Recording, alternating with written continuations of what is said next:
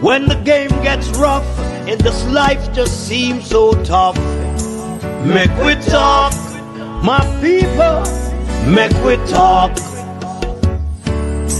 When this town becomes an ugly place, don't let it erase the smile from your face. Make we talk, people, make we talk.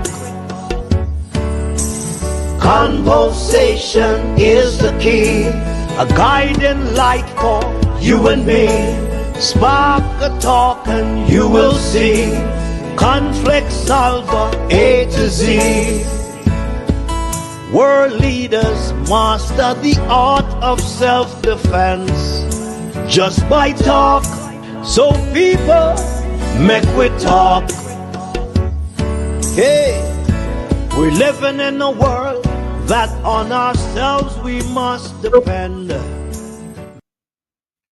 Good morning, everyone. It is now a minute before 10 o'clock. Wherever listening, watching from around the world and the Eastern Caribbean, we're standing by to join a live press conference from the leader of the opposition and president of the People's National Party, Mark Jefferson Golding. Those on the list to speak this morning will be Nekeisha Burchell, Shadow Minister of Information, Public and Public Communication; Hayles, Shadow Minister of Water; Mark Jefferson Golding, Leader of the Opposition; Dr. Dayton Campbell, Shadow Minister of Agriculture and Rural Development; and Phillip Paulwell, Shadow Minister of Energy and Climate Change. We're standing by to join the office of the Leader of the Opposition to bring you live coverage. What are you saying? It's cracking up? Why is it cracking up? I don't know what's going on here. Audio testing. To bring you live coverage of the press conference from the office of the Leader of the Opposition, Mr. Mark Golding. From the office of the Leader of the Opposition, Mr. Mark Golding.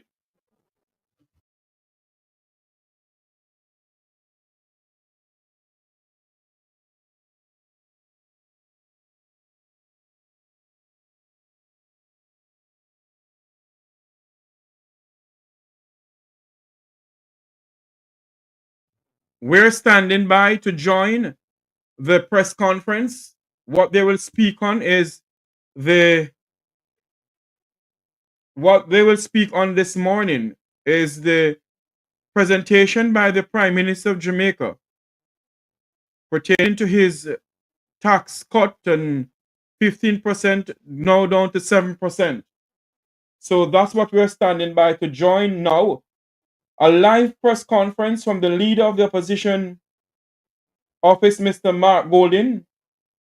So stand by, bear with us please, as we await the press conference from the Leader of the Opposition right here on the Make We Talk program. Remember to like, share, and subscribe. Share this live feed as we are waiting the press conference. Last night we bring on air to you when we were on air last night of a mass shooting. We didn't hear the Prime Minister speak about any crime in his presentation to the 81st conference of the Jamaica Labour Party. We didn't hear the Minister of National Security speak about Jamaica's crime pandemic in their presentation at the Labour Party's conference. And last night when we heard about 5 Jamaicans were gunned down one time. 5 Jamaicans were brutally murdered last night. 5 Jamaicans were gunned down, and it begs to ask the question, is this country under siege? Huh? Is this country under siege? As we await to get the live press conference from the Leader of the Opposition office, Mr. Mark Jefferson Golding. And for those who will be speaking is Dr. Dayton Campbell, Nekeisha Burchell, Hayles, Opposition Leader Mark Golding and Shadow Minister on Energy and Climate Change, Mr. Phillip Paulwell. They will be among the people speaking this morning. And as we stand by to join the press conference, we're asking everyone to share up this live feed.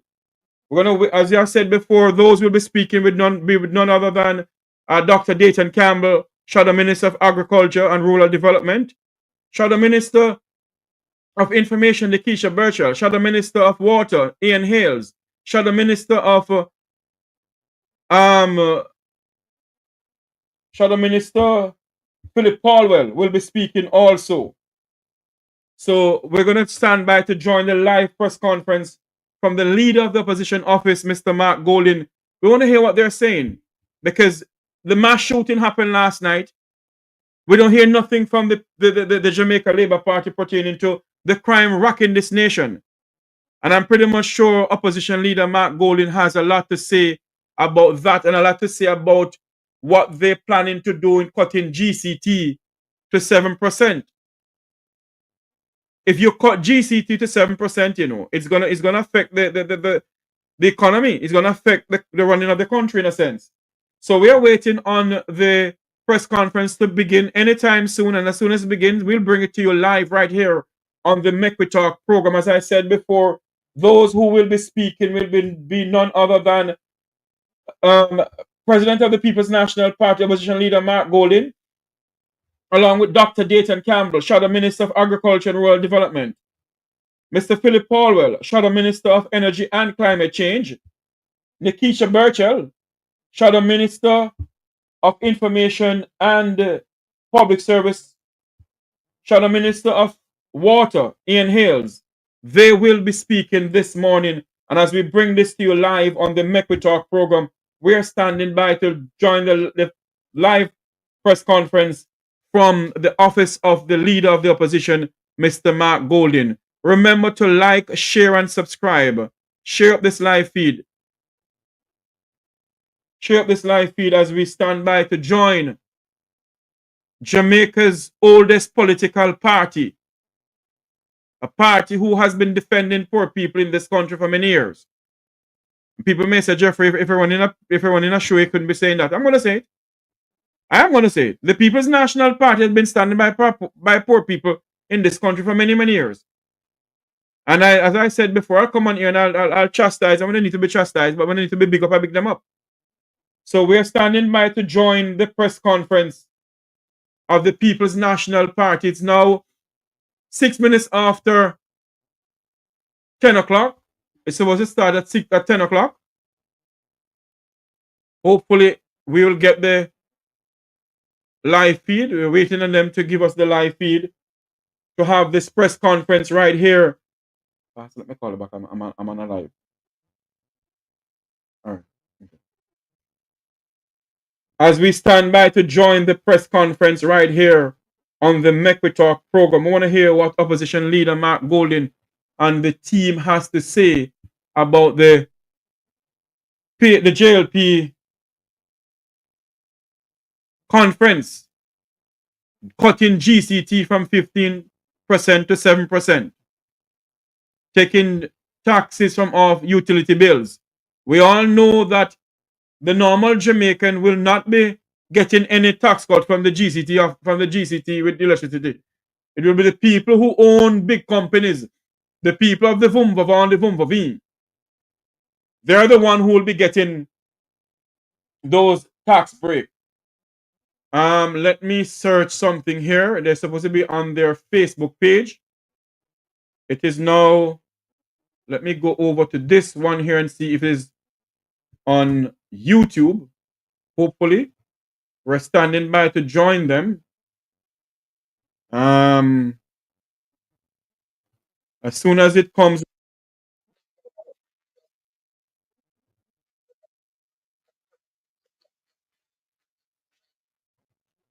We're standing by to join the press conference. Let me go back into this here. I see something here on. One moment for me, please. Let me figure out what's going on here. Martin, I'm standing by to join the press conference of the People's National Party. So many people are carrying the press conference today. The Make We Talk program will be carrying it live, of course, and I'm hoping to get some people to come on in and speak to us, their views on the press conference, as we stand by to join the press conference there in Kingston, Jamaica. Bear with us, please. As soon as the press conference starts, we will be going and bringing it to you live right here on the Make We Talk Jeffrey Tavares YouTube channel. No, I don't want that. This is the one I want. Hold on for me, please. Hold on for me, please. Let me go back to this right here. And then go into this. Yes, as soon as the press conference starts, it will be coming to you live right here on the Make We Talk Jeffrey Tavares YouTube channel. Let me figure out something. I'm hearing something over here.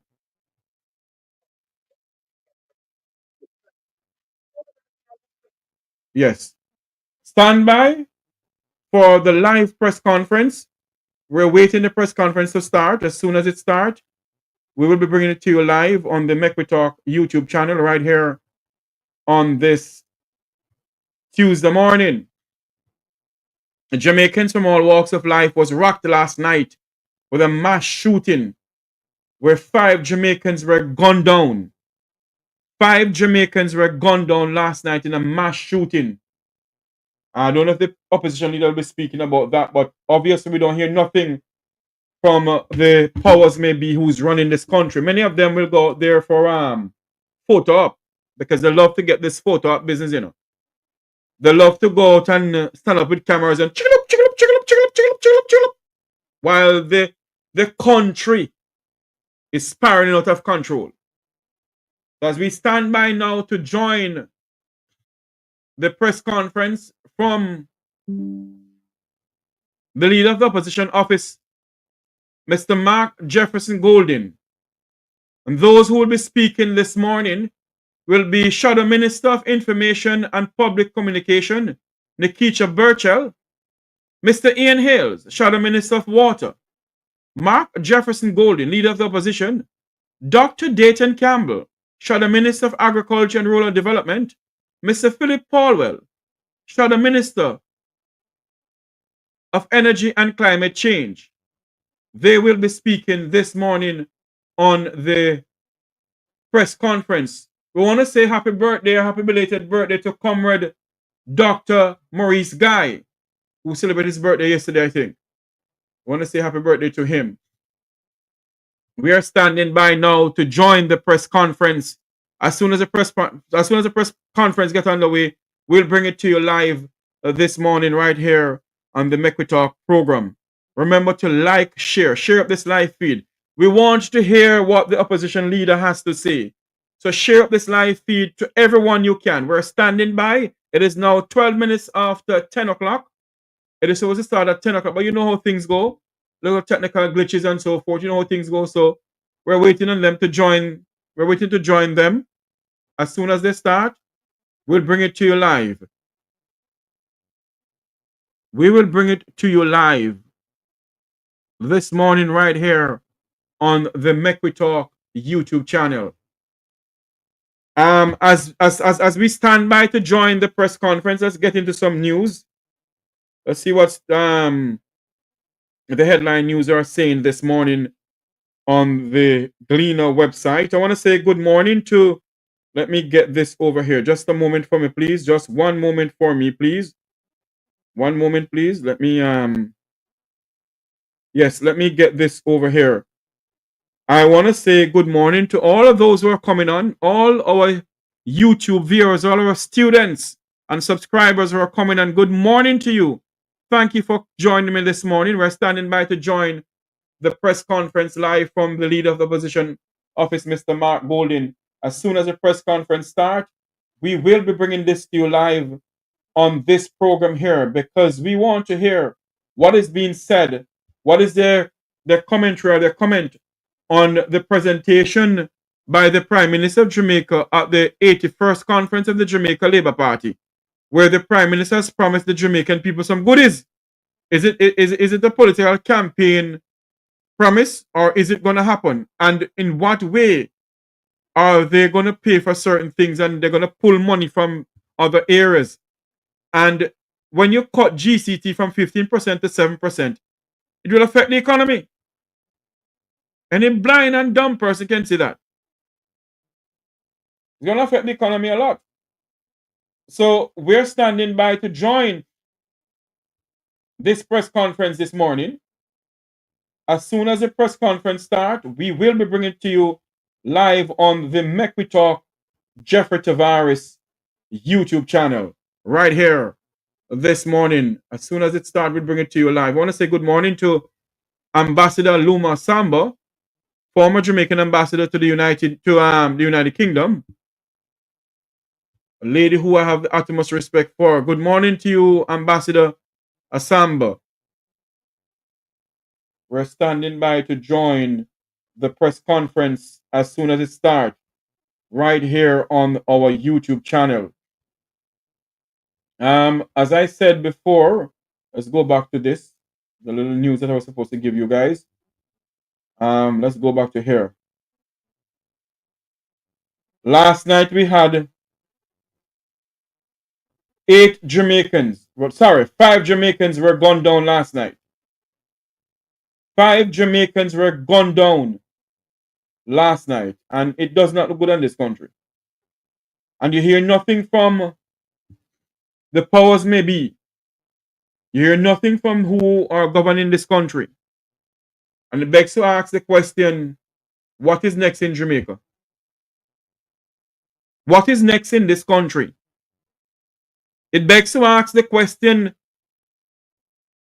are they going to continue shooting down Jamaicans like blackbird is bird season? And they keep on telling us that crime is going down.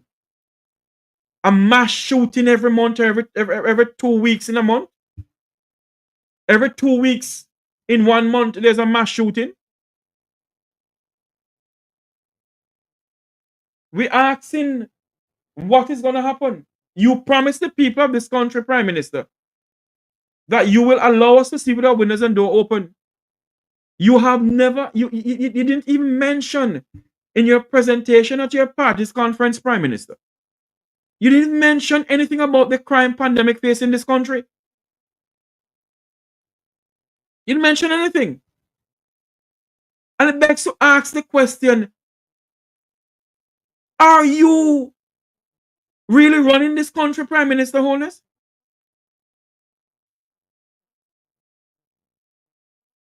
Huh? 5 Jamaicans were gunned down last night. This morning, if it was any other modern democracy, this morning I hear a press conference. But no, you don't hear the press conference from neither the Minister of National Insecurity or the Twiddle Dum Dum Commissioner of Police. You hear nothing from these people.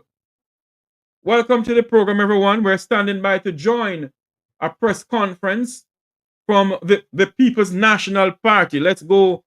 Apparently, let's go here now. Hold on for me. Let's go here. I don't know what's going on. Their signal. Why every time they're having a press conference is always a problem at the the leader of the opposition office.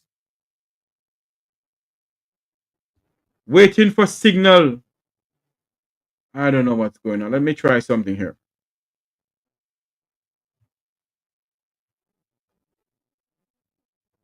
The problem is from the opposition leader's office, not from me.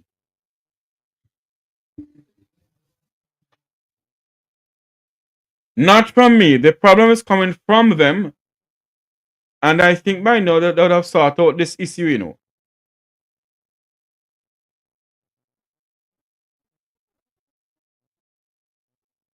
We're standing by to join a press conference. Let me take this from here. and see if I can get a hold of somebody there and tell them, listen to me.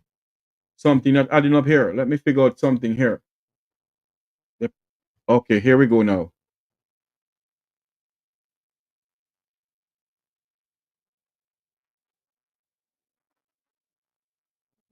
Uh-oh.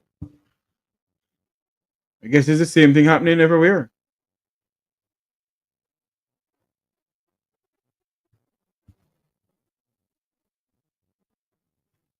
Bear with us. We are trying to sort this out, not from my end. I'm good from my end.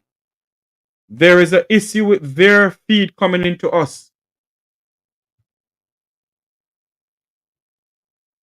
There's an issue with the feed coming into us. And we're standing by to join them. Let's figure out something here. Apparently there is something going on with their feed.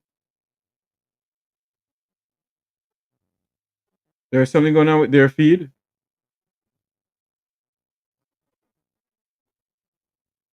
We can see the feed has frozen.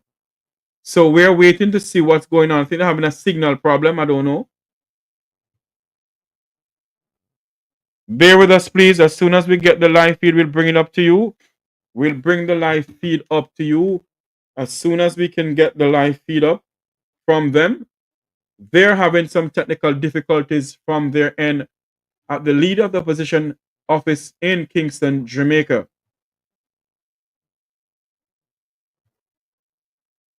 They're having some technical difficulties there.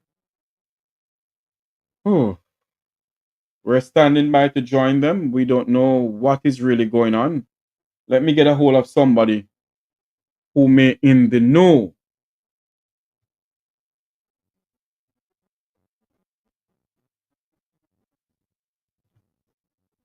Okay, let me go back to this.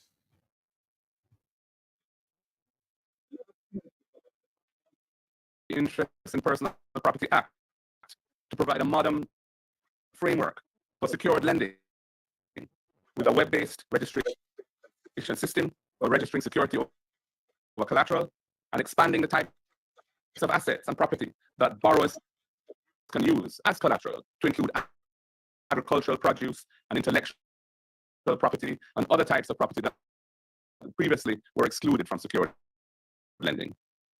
We also passed the Insolvency Act to modernize the laws governing insolvent businesses with a new emphasis on giving them breathing space with their creditors to try to restructure and get out of financial difficulties.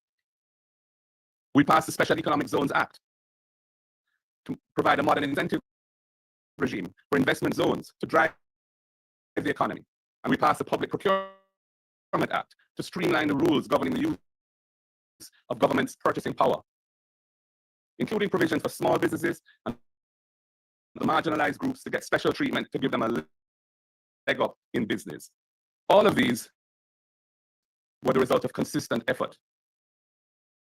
And in 2014, the World Bank reported that Jamaica had the highest ranking in the Caribbean on the ease of doing business, having implemented the most reforms in Latin America and the Caribbean.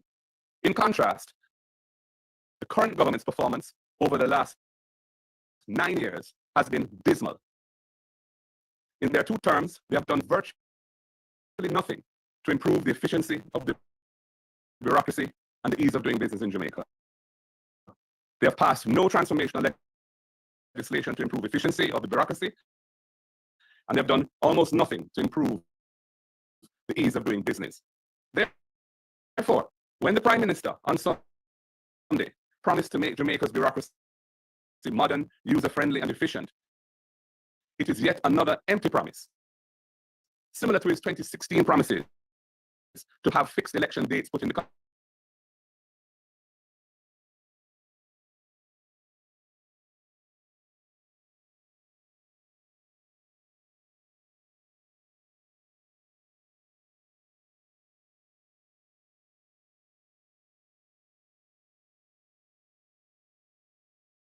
delivering 5% annual economic growth after 4 years, which has not happened. The truth is that their very poor track record shows that this government does not have the capacity to deliver the reforms required to achieve an efficient bureaucracy. And this is not a task that private sector bigwigs can be of much assistance with. The PNP's record of legislative capability, innovation, and nimbleness is what is needed to resume the process of making a bloated and cumbersome bureaucracy work for ordinary Jamaicans and Jamaican businesses. We will deliver for Jamaica. Aspire, as his new program is called, is just another PR exercise. It does not inspire and can only expire. The JLP government will continue to fail the people. Furthermore, this is a government without credibility to back up promises. 8 of their members of parliament, including the Prime Minister himself, are under investigation for the corruption offense of illicit enrichment. It is a blot on Jamaica's international image and reputation. No Prime Minister can lead the country with credibility when he remains under such a cloud when it comes to his own financial integrity. The promised reduction of the rate of general consumption tax on electricity will not impact the majority of JPS customers who consume less than 150 kilowatt hours per month of electricity and already benefit from the tax exemption introduced by the Portia Simpson Miller administration. In fact, the greater savings from the tax rate reduction will accrue to wealthier customers who consume more electricity. What is needed is strong and capable leadership to drive down electricity costs in Jamaica through a transformation of the energy sector. The PNP has a plan to achieve this and a shadow minister with a track record of achieving it. We will bring modern legislation as we've done before and massive investment to the energy sector, and for that, our record speaks for itself. The meager break in market fees for craft vendors does not address their plight. They want a level playing field for doing business. The craft markets are in a terrible state, turning off visitors, and nothing is being done to encourage tourists to visit the craft market. And massive investment so to the energy sector can make money. The People's National Party will ensure that government doesn't shirk its responsibility to make the tourism industry benefit our craft vendors and other locally owned businesses. And the last thing I will say at this point is that the so-called reverse income tax credit is to be turned into a $20,000 money giveaway.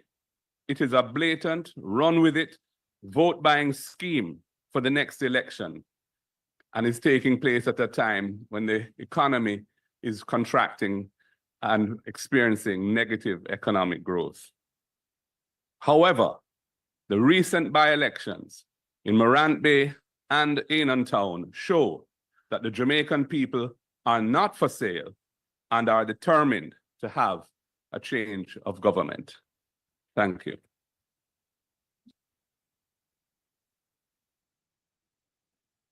Leader of the opposition, colleagues, members of the media, good morning. I'm usually very mild-mannered when it comes down to criticizing this government. And this has a lot to do with, for the energy sector, trying to achieve greater unity and consensus.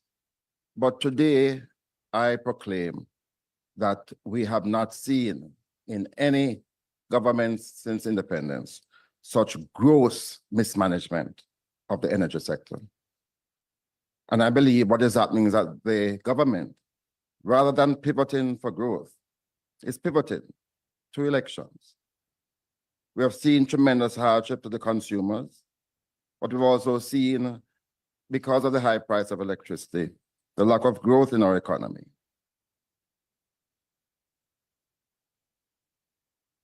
Jamaica's energy cost is one of the highest now in the world. coming from 23 US cents per kilowatt hour in 2016, when we left office, to at times way over 40 cents per kilowatt hour. To solve the energy crisis, you have to have laser-like focus on both energy generation and energy transmission and distribution.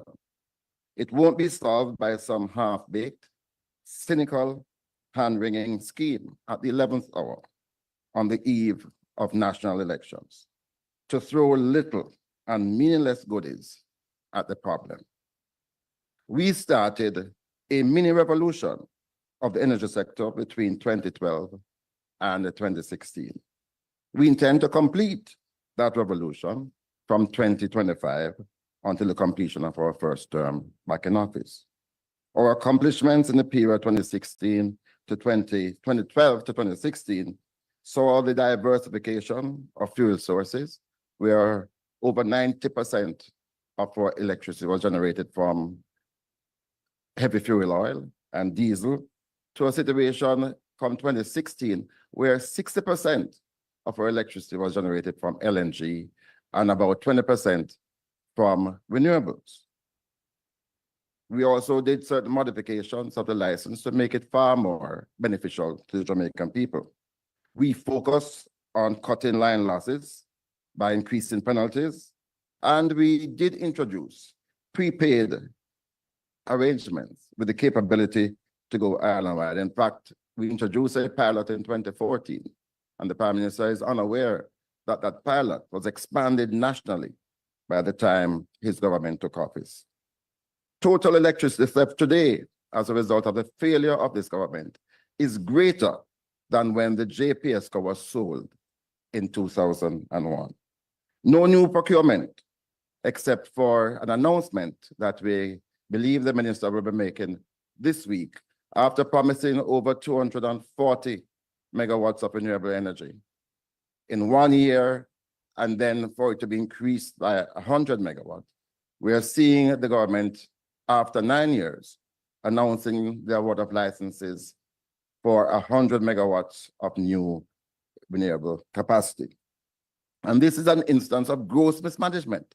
In 2013, we were able to secure procurement after 1 year in office. And why this is so egregious is that because of what has happened with solar, we are seeing now prices, bid prices for electricity at below 8 US cents per kilowatt hour. These licensees will not take effect until the PNP is returned to power, and no earlier than 2027.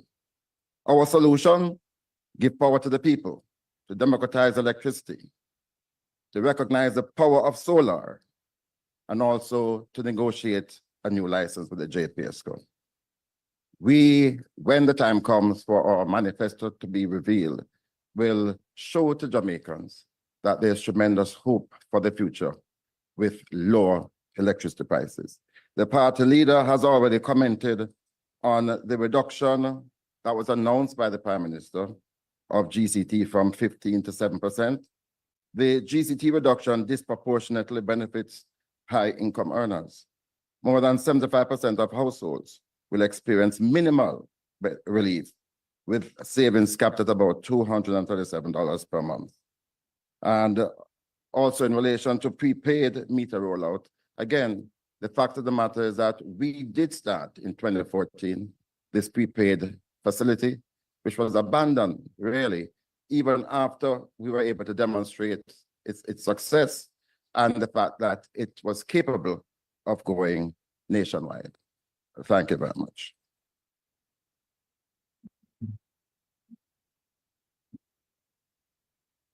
Good morning, everybody.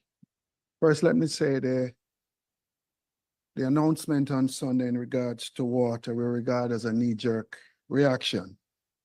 This wasn't a decision which was taken by the board of the NWC before the Prime Minister came and made those announcements. The NWC has 547,321 customers. Of that amount, 350,000 is in delinquent in some way, shape, or form. There's a total of 150,000 customers of the NWC who are just basically fall off the system and not paying any water bill whatsoever. The NWC is owed a total of $52 billion.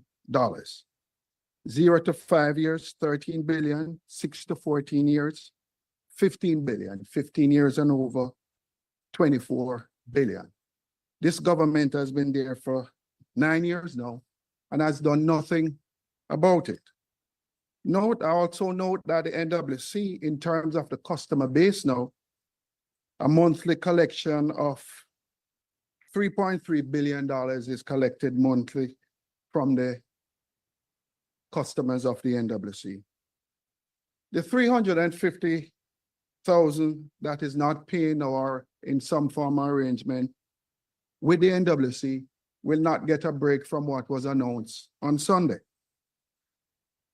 The PNP back in 2012, heading on up into 2016, had a social water mechanism within the NWC where pensioners and those that are on path would pay a certain percentage, a certain amount. I think it was $500 at the time it was capped. This was removed from the NWC. And I'm asking here, if it was removed, what are the reasons why it was removed? So from the 547,000 with the 350,000 delinquent, it leaves just 197,000 citizens or customers of the NWC that are paying the water bill for everybody else in this country.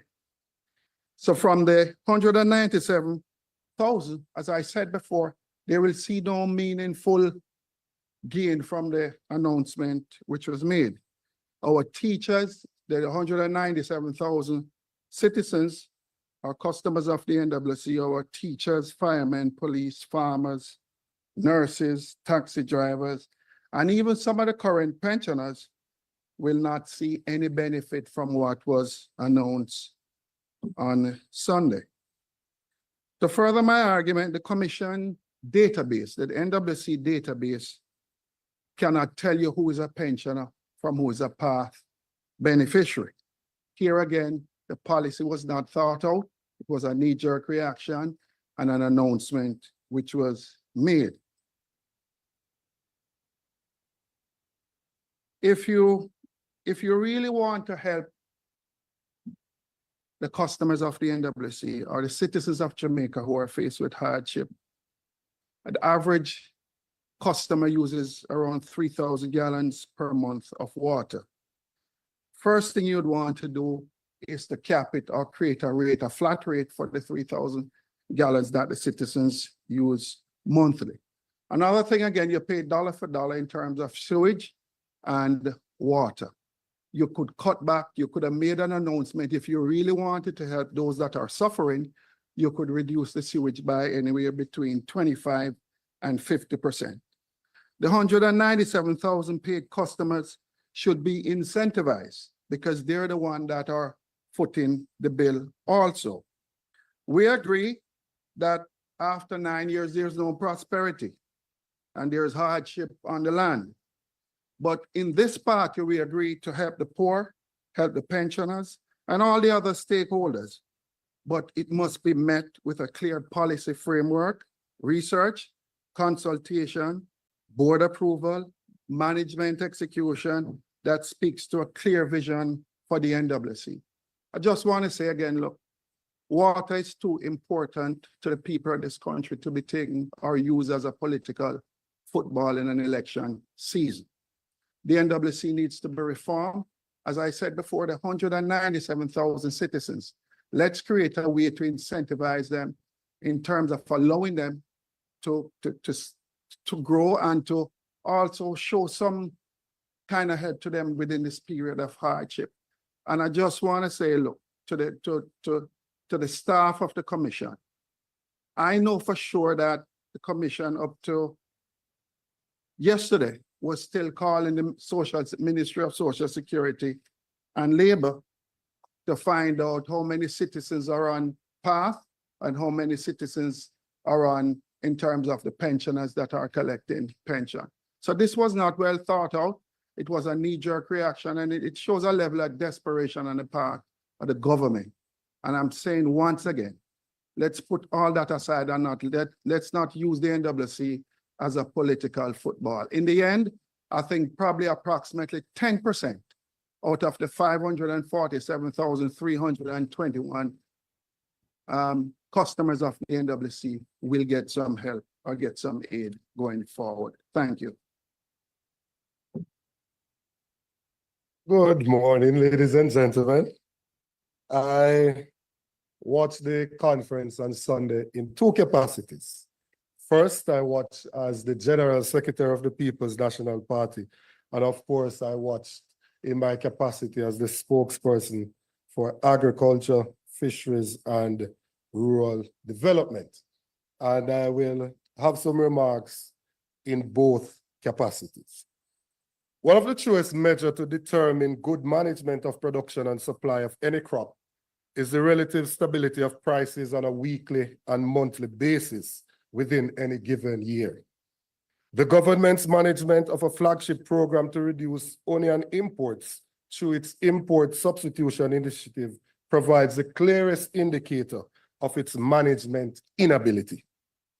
Minister Green speaks glibly about the establishment of storage facilities, and yet farmers suffered losses earlier this year when production exceeded the monthly requirement of 850,000 kilograms.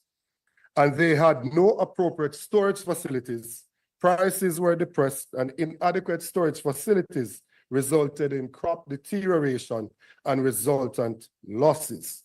Recall the cries of the farmers in his constituency of Southwest St. Elizabeth that had to discard of their onions. The supply management of onions has had a significant impact on the consuming public. Recall the lamentations of the consuming public last year and the year before when prices unbelievably reached over $1,000 per kilogram. This should not happen with the application of good management. The total consumption on a yearly basis is known, so it's relatively easy to determine the quantity to be imported without displacing whatever local production exists at any given time in the production cycle. Over the last 5 years, 2019 to 2023, the average annual prices moved from $448 per kilogram to $740 per kilogram, an increase of 65%, or an average yearly increase of 13%, which is way above the annual inflation rate. This can neither be good stewardship of a flagship program nor purposeful management of the variables that affect the average consumers. The management of imported supplies was equally inadequate. The price of imported onions moved from an annual average of $468 per kilogram in 2019 to $783 in 2023, an outturn of 67% over the period and a yearly average of 13.5%.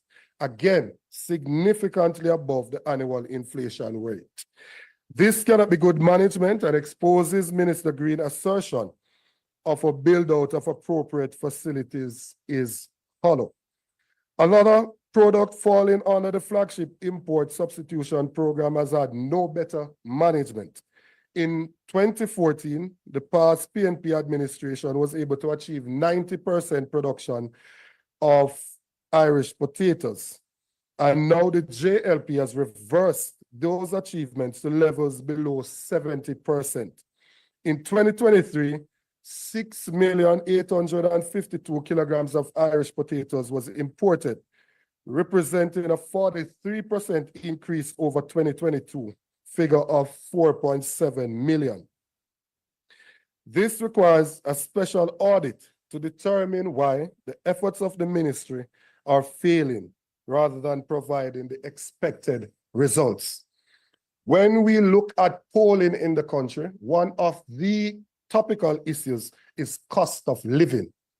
The hollowed attempts that were made on Sunday does not address the cost of living crisis.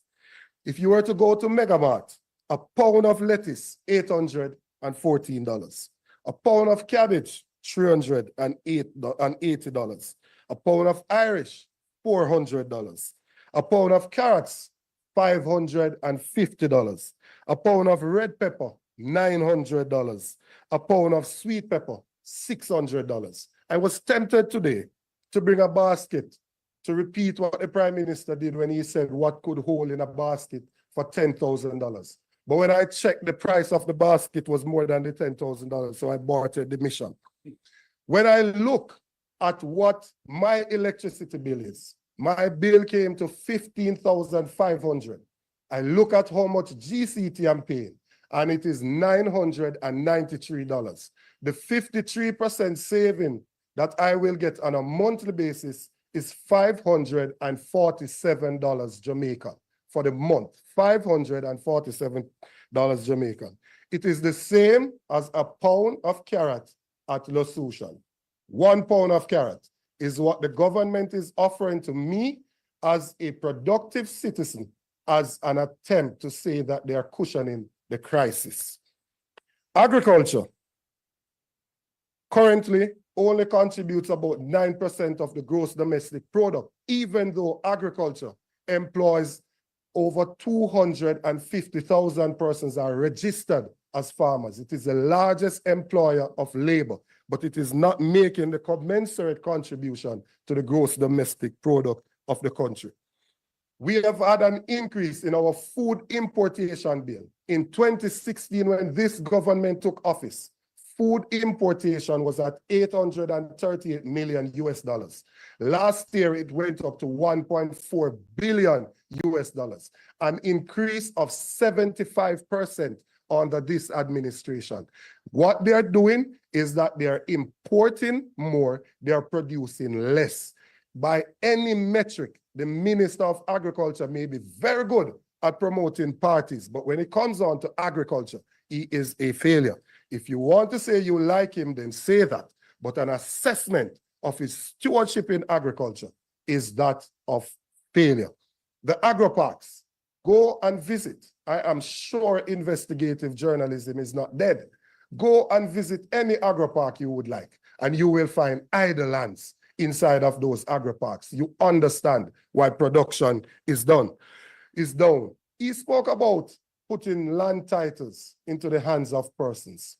This administration has taken some of the most arable lands with the infrastructure in Bernard Lodge and given it for housing purposes.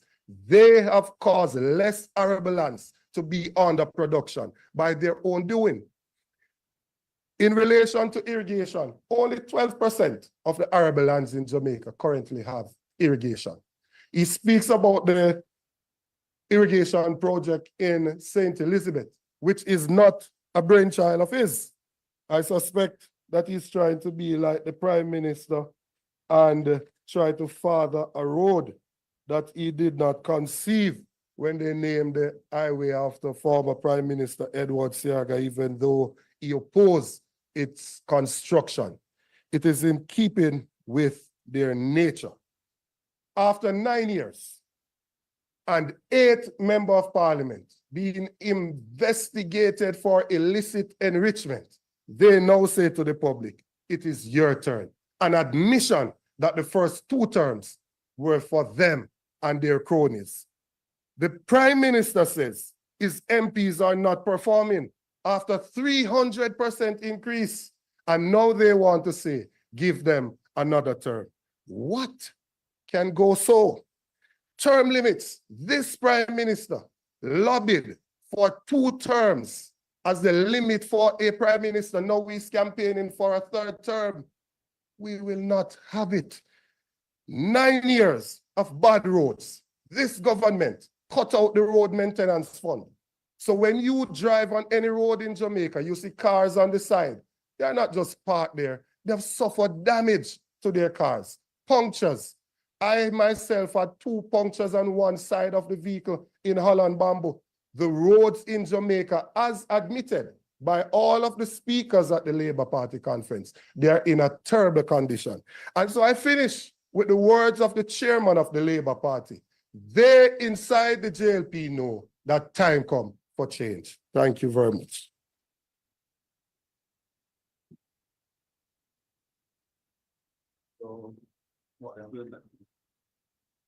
We'll now open the floor for questions. If you're in the room and you have a question for any of our presenter, please say the name of the media house you represent, your name, and then move to your question. If you're online, please use the raise hand icon and we'll acknowledge you. Good morning, everyone.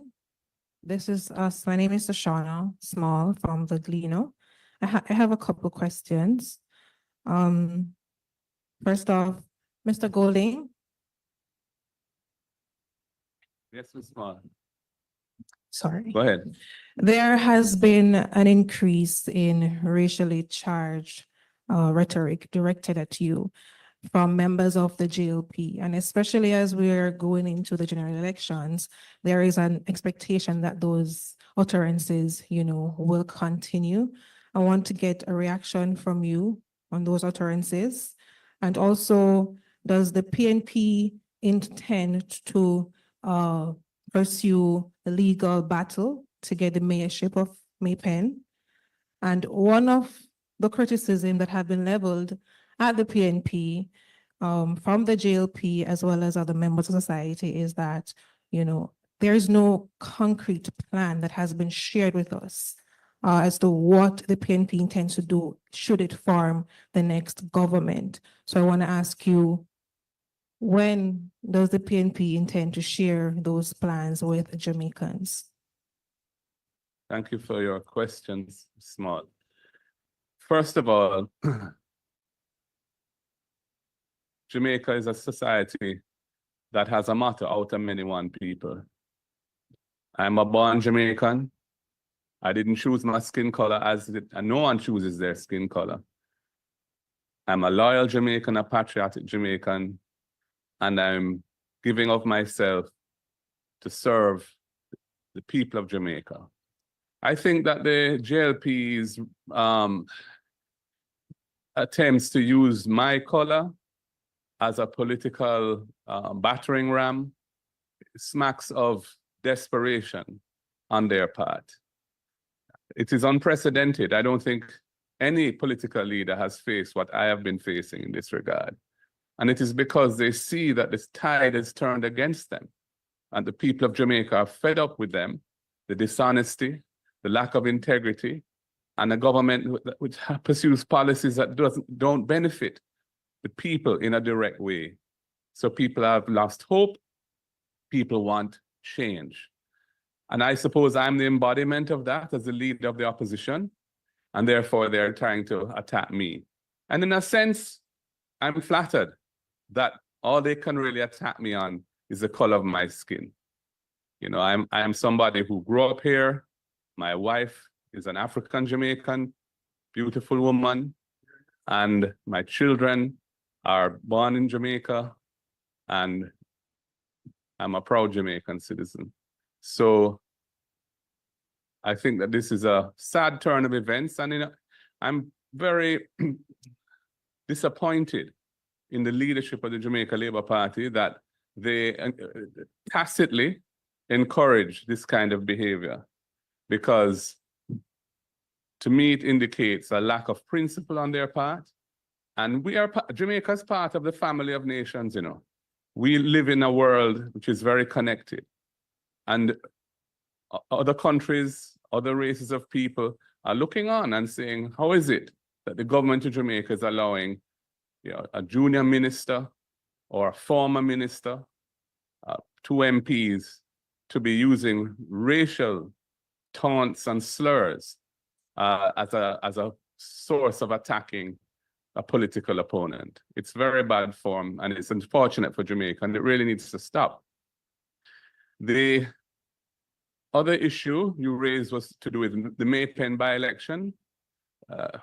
Our position is that with an equality in the number of councillors at the Maypen Parish Council, Municipal Corporation as they're called now, And the PNP, having won the popular vote in the parish, in the February elections, but also even more so with this by-election now, the right and proper and principal thing is for the existing mayor to step down and to allow democracy to prevail and to have the PNP councillors choose a mayor. That is a position that we believe is correct.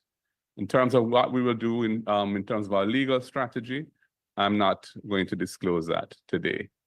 On your last question, I have spoken extensively as to the priorities of the next PNP government. I do it in the budget debate every year. I do it at annual conference. And if you look through the things I've said over time, you can see the broad outlines of the types of policies and programs that the PNP will be bringing to Jamaica.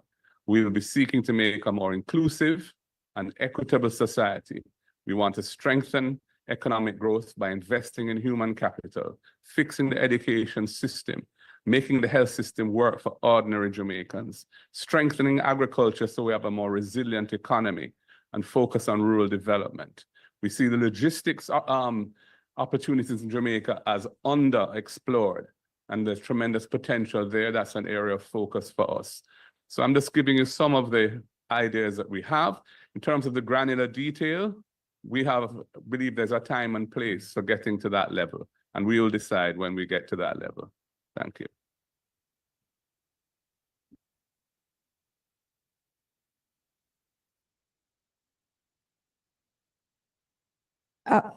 A question here online.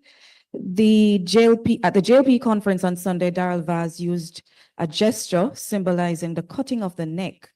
Also, other representatives of the JLP have indicated that they intend to win the election by any means necessary. Is violence something the PNP expects to see in the general election campaign, and what is their message against this?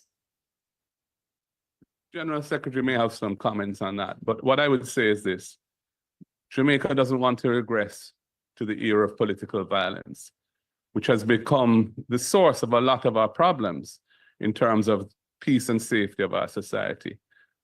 It has a sad legacy that it has left behind.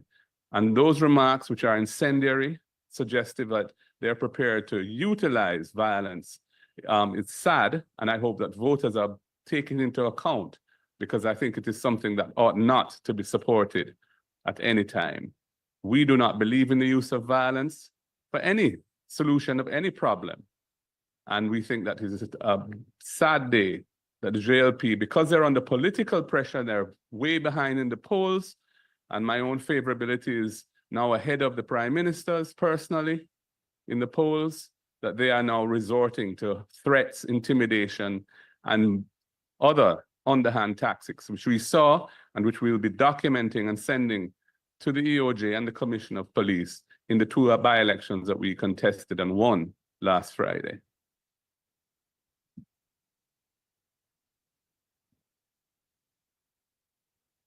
The media reports have indicated that the Prime Minister's speech is laced with goodies, indicating an election is near. How ready is the PNP for elections? This is for the General Secretary. Thanks. Just to say a few words on the previous question, that a few years ago at Champs, there was a youngster that was running a race, and at the finish line, he turned towards his opponent with his two fingers up, and he was heavily criticized for it. There are persons that went as far as saying they should take away the medal from him. Now, for us to have a minister of government on a political platform that is suggesting that he is going to decapitate someone or cut their neck, I think is totally unacceptable. And I think it speaks to the general deterioration of standards and morals in the Labour Party. Because when you have the Prime Minister, the leader of a party being investigated, he cannot bring order because he can't speak to others within the party and instill any discipline in that organization. In the recently held by-elections, there are persons in the company of members of the Labour Party that were arrested with illegal firearms in warrant being licensed outside of the house of the candidate.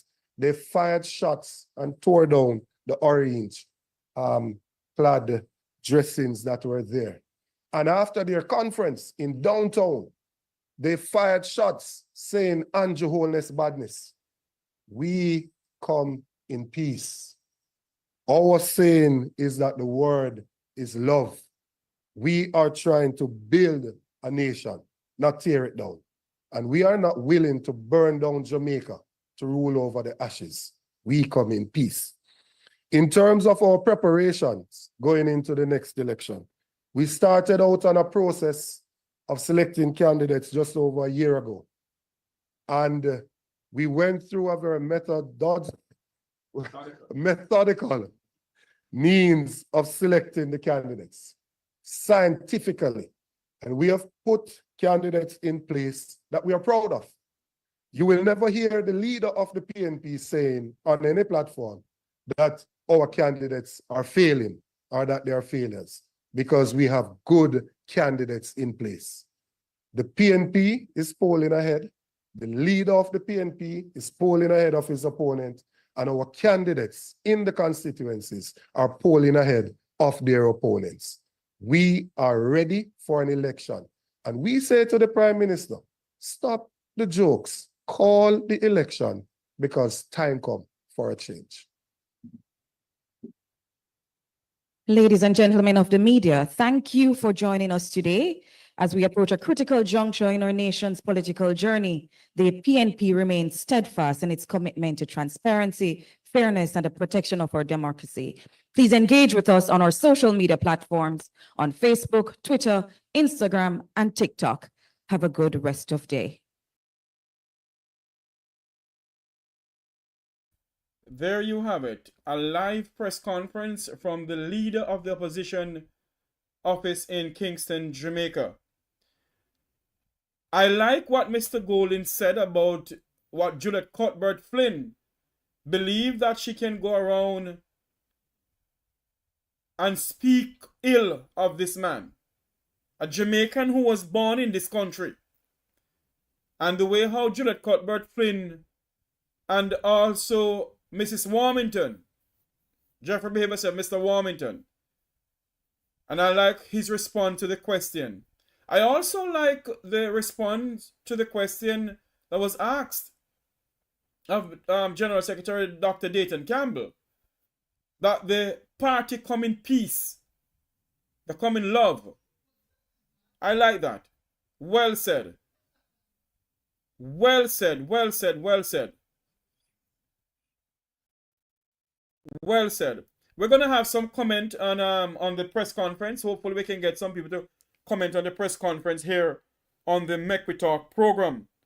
I want to say this to everyone, that I don't hear anybody speak about the mass shooting yesterday, where 5 Jamaicans were gunned down. It seems as if every 2 weeks there's a mass shooting in this country. And you don't hear nothing from the leaders of this country. One of the things that I will say pertaining to this press conference, I was hoping that I will hear something from the opposition leader's mouth pertaining to the mass shooting last night. It has to be condemned, and we as Jamaicans need to stand up and say to our political leaders, it cannot continue in 2024 Jamaica. This Prime Minister promised the Jamaican people that he will allow them to sleep with the windows and door open. And we can't do so. At the Labour Party conference, nothing about the crime situation in our country. Not one single thing. Good morning, you're live. Welcome to the Make We Talk program. Hello, good morning, Mr. Tavares. Yes, sir. Yes. I believe that the People's National Party, it was a well-said conference, and but I was looking out for the mass shooting, and I don't know why it is that they didn't speak on it. Probably they're gonna send out a press release later, but I think that. But caller, wouldn't this be the opportune time for them to speak about the mass shooting last night? They had a press conference. Yes, and I believe that the Senator Bunting must be there because he is the spokesperson on security, and I give them a 90%. They lost 10 marks because they didn't speak on the shooting. But, however, the Prime Minister is there now. He's in Walton Park. I saw it on the Instagram feed. So he's there discussing. But I believe that... Listen to me. I personally believe that this Prime Minister loves to take photo, you know. Why you don't see the Minister of National Security around on these issues? Why is the Prime Minister? Is he the Minister of every single thing in this country? I wonder. But let me come at you, at the leader of the opposition. Remember, you know, I think he knew about it, but here is how it worked now. They didn't really, it probably wasn't a planned. They didn't really plan it because I know that the opposition normally plan it. Plan what? Anyway, say how the spokesperson on national security. But what I'm saying to you, sir, this press conference was planned. From last night, we knew about this press conference. And there was a mass shooting between 7 to 8 o'clock last night. Because when I was on air, I got the breaking news. Yes. And I ran the breaking news. What I am saying is this. The leader of the opposition could have said something about it. It's all over the news. And what I am saying also, why is it that the Prime Minister of this country, every single mass shooting he goes here and chat a set of bloody nonsense? Yeah. Well, I tell you, Mark Gordon is not the Prime Minister. But I will say that to you, he could have said something. Another thing to organize pick up is that the media weren't asking about the mass shooting. All the people were there, and I didn't hear the media houses come out in it. At Nation, I didn't hear. We could hardly hear the media house. The only media house I know that was there is from the Gleaner. But we realize that there is bias in the media in the country. We all know that. And that's the issue. Because I don't know, I don't think nationwide hardly go to PMP press conferences. They want to stay with the Prime Minister. But he's there talking about things now. His life is already gone. But what I'm saying is that I'm going to answer the question you asked, in which he said that is he the minister of everything? This Prime Minister, he needs to be assessed, and he's not qualified because everywhere he is, no, I understand he's the leader of the country. This is the first thing, but why you have to go everywhere taking pictures and like you feel sorry for the people? It's time for the government to address it. State of emergency don't work alone. The zones of special operations are the best targets. And I support the zones 100%. The Prime Minister must come up with a crime solution. Not only a crime solution, the Minister of Social, something like the Minister of Justice. So isn't there some programs in the communities? Like, you know, you have the football program and everything is about the work. Where these people find these guns? Care about. Killing 5 men one time. My friend, I don't know. The nation is in It's crisis, getting sir. bad with the race. Nation is in crisis, sir. Serious crisis. Thank you for calling in. Yes, and I. Thank you. The number to call is 954-529-8030. Somebody was calling. Let's go back to this call here. Let's call about this person here. Good morning. Welcome to the Mekwita program. You're live. Hey, good morning to you, Sir Tavares. How are you? I'm here looking and living on what is going on in the country, so the center cannot hold Mayor Nakip on the line. I tell you, man, the stench of this corrupt government is all over the place, man, and you can see it in crime and violence in the economy. You can see it in the tourism sector.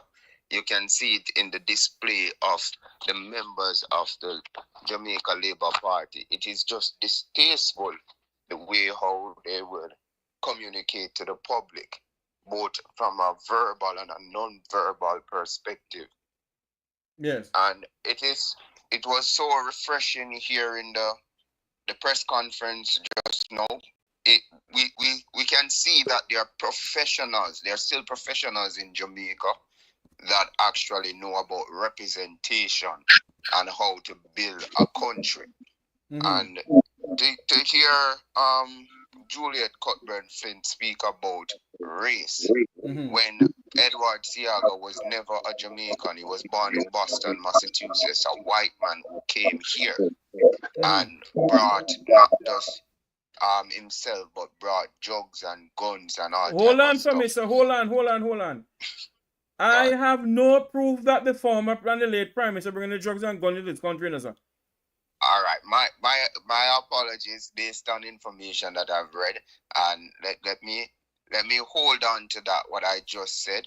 But based on my knowledge, which I've read, I saw that he was the one who was in charge of Tivoli Garden, and Tivoli Garden up to today's date is known as the biggest garrison in Jamaica. And those youths of Tivoli Garden, we saw that Dodos came from Tivoli Garden. The Shower Posse is linked to Tivoli Garden, and they're involved in drugs and guns. So therefore, we draw I by 1 + 1 = 2.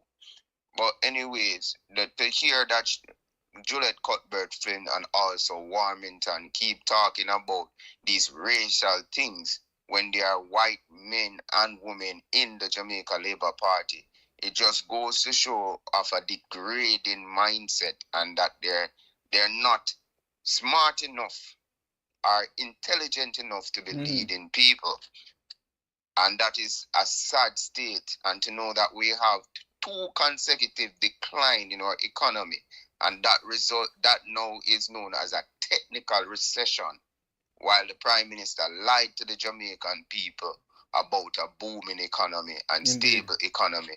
Last week he spoke about the economy being in a delicate position. Thank you. I'm saying to Jamaicans that it is time for us to wake up and hold our leaders accountable. Even when the PMP comes in play, we still hold them accountable. But based on it, just for example, Mr. Tavares, if you have hold on for me, sir. Hold on, I have a guest waiting on me, so make 2 minutes you have to go. I have a guest waiting on me. Go ahead. All right, sounds good. Just want to use this example to illustrate the Jamaican people, both here locally and in the diaspora. If you have 2 persons come to you for a job opening, and you have one that will come and present information that makes sense rather than one that keep lying from long time, 2016, which one will you choose? And it is important that we understand governance and we understand representation and choose something that reflects our present and who have the future to come. Yes. So thank you for your time, and that's what I want to leave the Jamaican people with. And thank you for calling in, my friend. Thank you so much. No problem. Blessings to you. Good morning, everyone. This morning we have with us our good friend Luke George Cook. Luke, unmute your mic. What do you think about the press conference and also the Labour Party conference? What's going on? Yeah. All right. You have on 2 devices? No, I have one. Hold on. I hear the feed. We have with us, joining us. Oh, Lord. Let me log out and come back. Please. Good morning, Miss P. How you doing? I'm not bad at all, you know. I am good. I have some bad news. We have a friend with a murder in our community Saturday night. Very good man. Wow. Right? But they're very, I me say good, you know. We are not good in certain way, but I me say good person. All because of then trouble him. And if you go out, we will tell you further. Yes. However, what is concerning now, what hurt me and hurting the kids and the young people is Juliet, Cuthbert, and Wilmington procedure, sir. Yes. About Mr. Golden. And I hope Mr. Golden fix them business properly. Bring them before the court, make them pay. The young man, Patricia Golden, may her soul rest in peace, was born here. Her mother born here, her father born here, she's the son of him, of her. So why them been doing that? And to the media house, the journalists, they will ask question.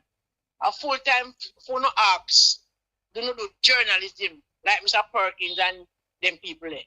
Yes. Do not ask Mr. Golden for him plan for the future, because everything in talk, the JLP and come with nonsense. Time come, brother, we tired of you. Yes. We tired of them in a one way or the other. It don't really matter. It of the JLP party. The whole of one lock, stock and bar, because at no time I would make my friend bring me down. I could go down for something with me no response I no know about. So because the whole of the same thing, we not defend the country, you know. Even in politics, you not talk about the country, you know. We not talk about Andrew Wellness. If you listen, Desmond Mackenzie, when them are singing, I sing a gospel song where say his love is running. In a self God, you know, he must say Andrew Wellness, play over chip and listen again. And the next key thing, and I want to know how Jamaican people, you know, talk about no politics now. Every time there's a mass shooting in this country of ours, the Prime Minister present himself here. Hello, spiritual darkness cover Jamaica. Spiritual darkness and church people who no fit beg, we go down in a sister class and beg to God. Spiritual wickedness cover this nation. So we are fighting two forces. Who no look panic good enough. Play about it them every time a mass shooting. Yes. The Prime Minister is there. The portal open. People no pray, no beg God to cover one no picnic in and out. They put the wickedness cover the land because them are do everything. Yes. Miss P. Everything them are look do.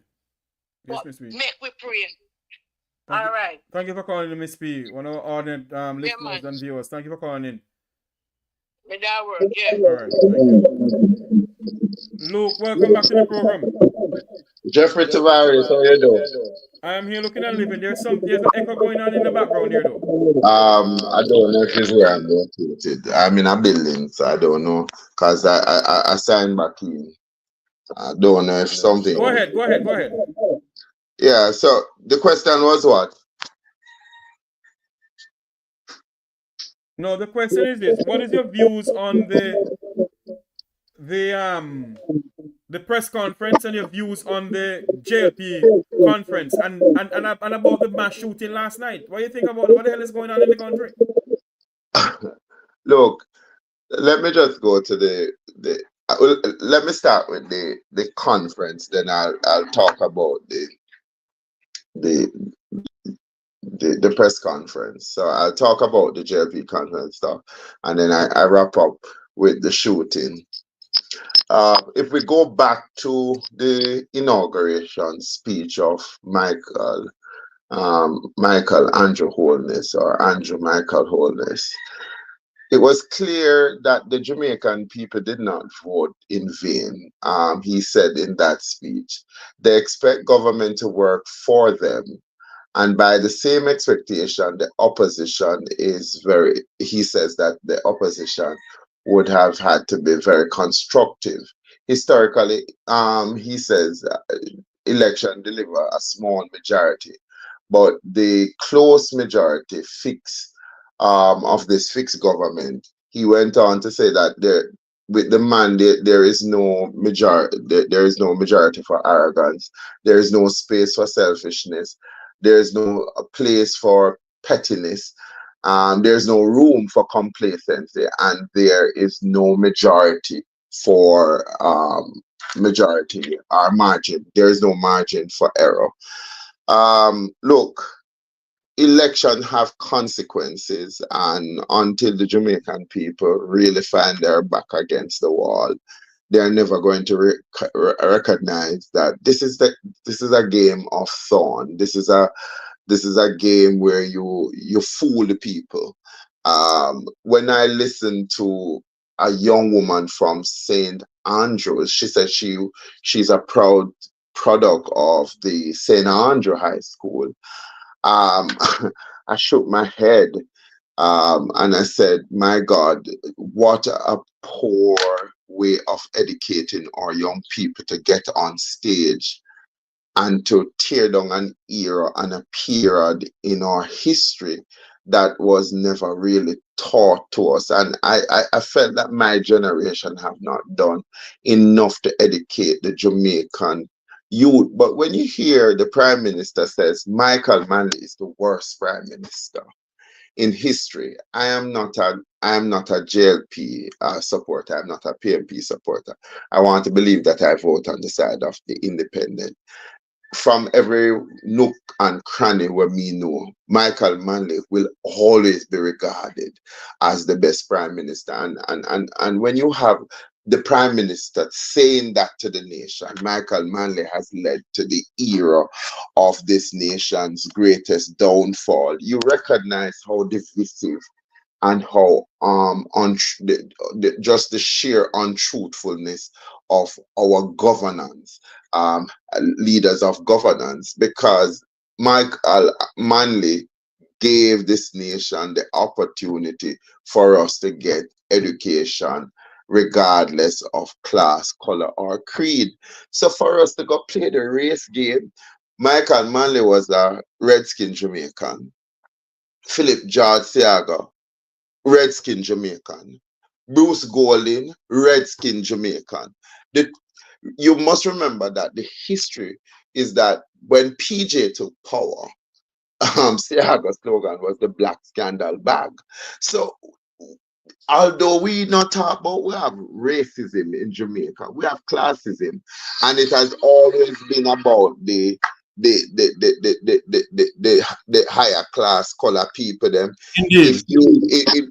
if you look at a Usain Bolt video I sent you, from Usain Bolt is being lectured by the man that is alleged to be Andrew Holness' brother.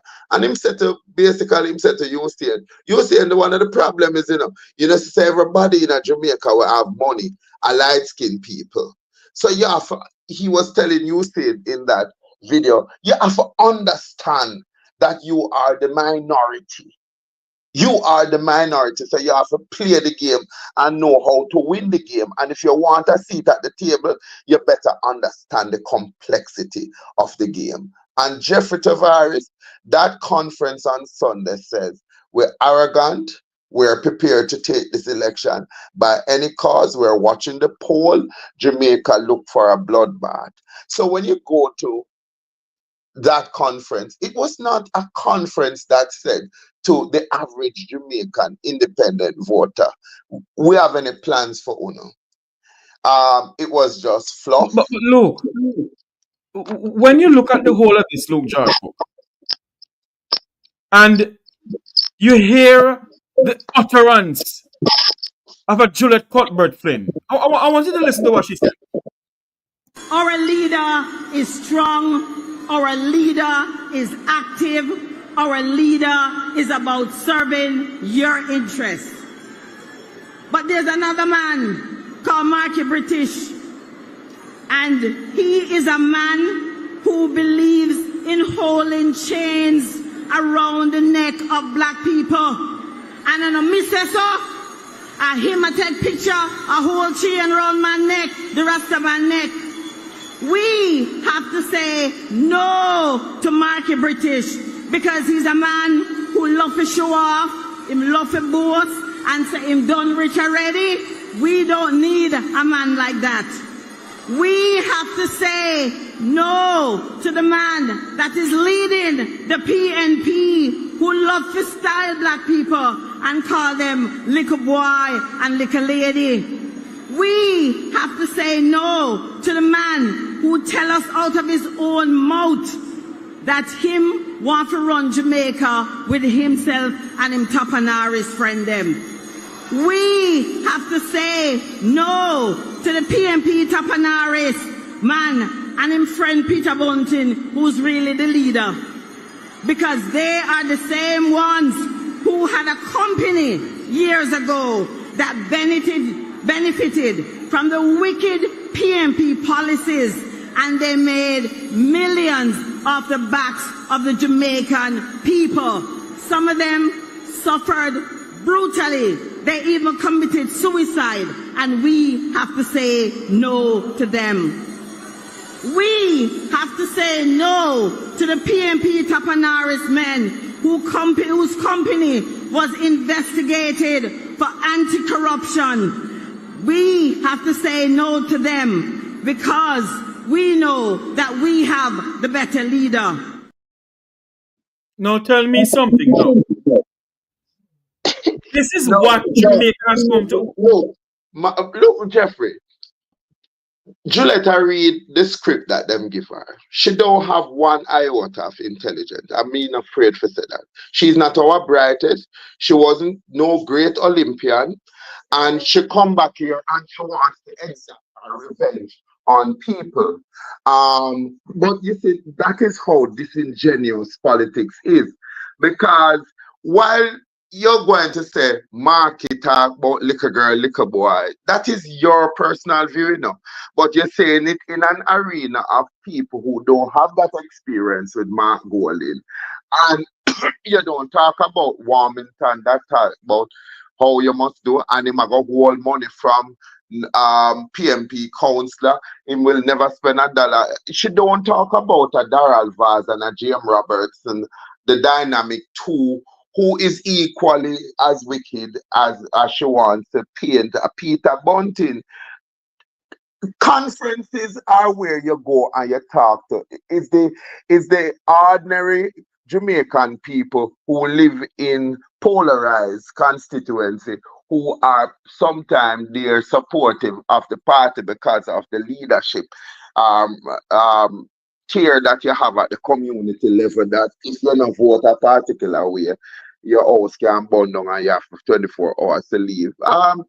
Is that the best of Jamaica for her to go on national TV and say that? It is quite disingenuous, and history will recall that no prime minister has ever been said to be more friend of the people again, like Michael Manley and Portia Simpson Miller. To Portia's credit, Eddie Seaga supported Portia because when he was going to be killed at a particular polling station, they said Portia went in and tell them under no circumstances Mr. Seaga should be heard. So you see, when you come to conference, you must remember the conference is to start and send out your disinformation for us as a people to dislike each other a little bit more, for people to go out there and say, am I at this me here? And this them experience. Because if you know Mark Golding, Jeffrey Tavares, to me, Mark Golding is two-man man. Him very let me do this PR for him. Him very man. To me, him is not the fighter that me would have put in front of our people. It made have put even in general secretary who seem to be more it would have been more combative to me. Mark Golding when you meet the man, him very mild, him easy. Even if you don't like him policy, you have to like him as a person because he's mild mannered. So I'm surprised that she attacked Mark Golden on that basis, because the truth of the matter is that Mark Golden is a born Jamaican. Mark Golden parents, John and Patricia, left England and come down here in that period of time when we had a health crisis, and they devoted their life and work career to the Jamaican people. So is it that we're gone back to those days when we could have talked about those dark days when Shearer, under the Shearer administration, Rastafarian was killed left, right, and center, and them say shoot first and ask question later. You see, lest we forget that sort of rhetoric can only remain with diehard people who do not love Jamaica land we love. If you're a diehard PMP or a diehard JLP, you never speak truth. And Martin Luther King said, truth pressed down will rise again, because truth will never be bound. It must come out. So I not understand why we're going back to that dark era. But if your Prime Minister, Sir Michael Manley, policy led us to the place that we are now, and many Jamaicans, even Labour right, will tell you that had at that time Michael Manley policy made it possible for them to self-actualize, then you don't expect nothing, no better Barry. You expect, we don't know why people even listen to Juliet. You ever hear she speak on our portfolio as junior minister in the Ministry of Health, you recognize the woman is out of her depth. Thank God to Andrew, him smartize her, because in a next circulation video, you hear Juliet tell one man in our constituency, all of the BC, all of the AC. So when she talked down to ordinary black people, it is accepted because she black like we. But when she come and fabricate that Mark Golden called people, I mean, this political race is so nasty. Mark Golden breed him help a daughter at 16. I'm not interested in what the man did. If him breed him daughter at 16, when Daryl Vaz take it and say, oh, from 1980, talking about that cloud of shame that has hung over his head, whether or not it is alleged that he did rape and kill somebody and somebody else take the fall for it. I mean, I think we need better than this now, but it shows that the Jamaican politics has become a garbage heap because there is nothing else for them to say to the people. It's become an utter disgrace. It's becoming an utter disgrace on the political scene, because when you can hear Everall Warmington degrading a Jamaican citizen and using the F word and the A word on a campaign live on radio, and nothing is being done about it. Luke, unmute your mic and comment for me. Jeffrey, again, I said to you, sir, me not expect nothing from them people here. I don't expect any better from them, because the truth of the matter, Jeffrey, them can't come to the nation. The Andrew Holness promised Jamaican fixed election date. Him promised term limit. Him promised that he was going to transform the economy to better everybody. Recently, former Minister of Youth and Sport, Lisa Hanna, put out a very damning video of the reality for the Jamaican people when it comes to housing.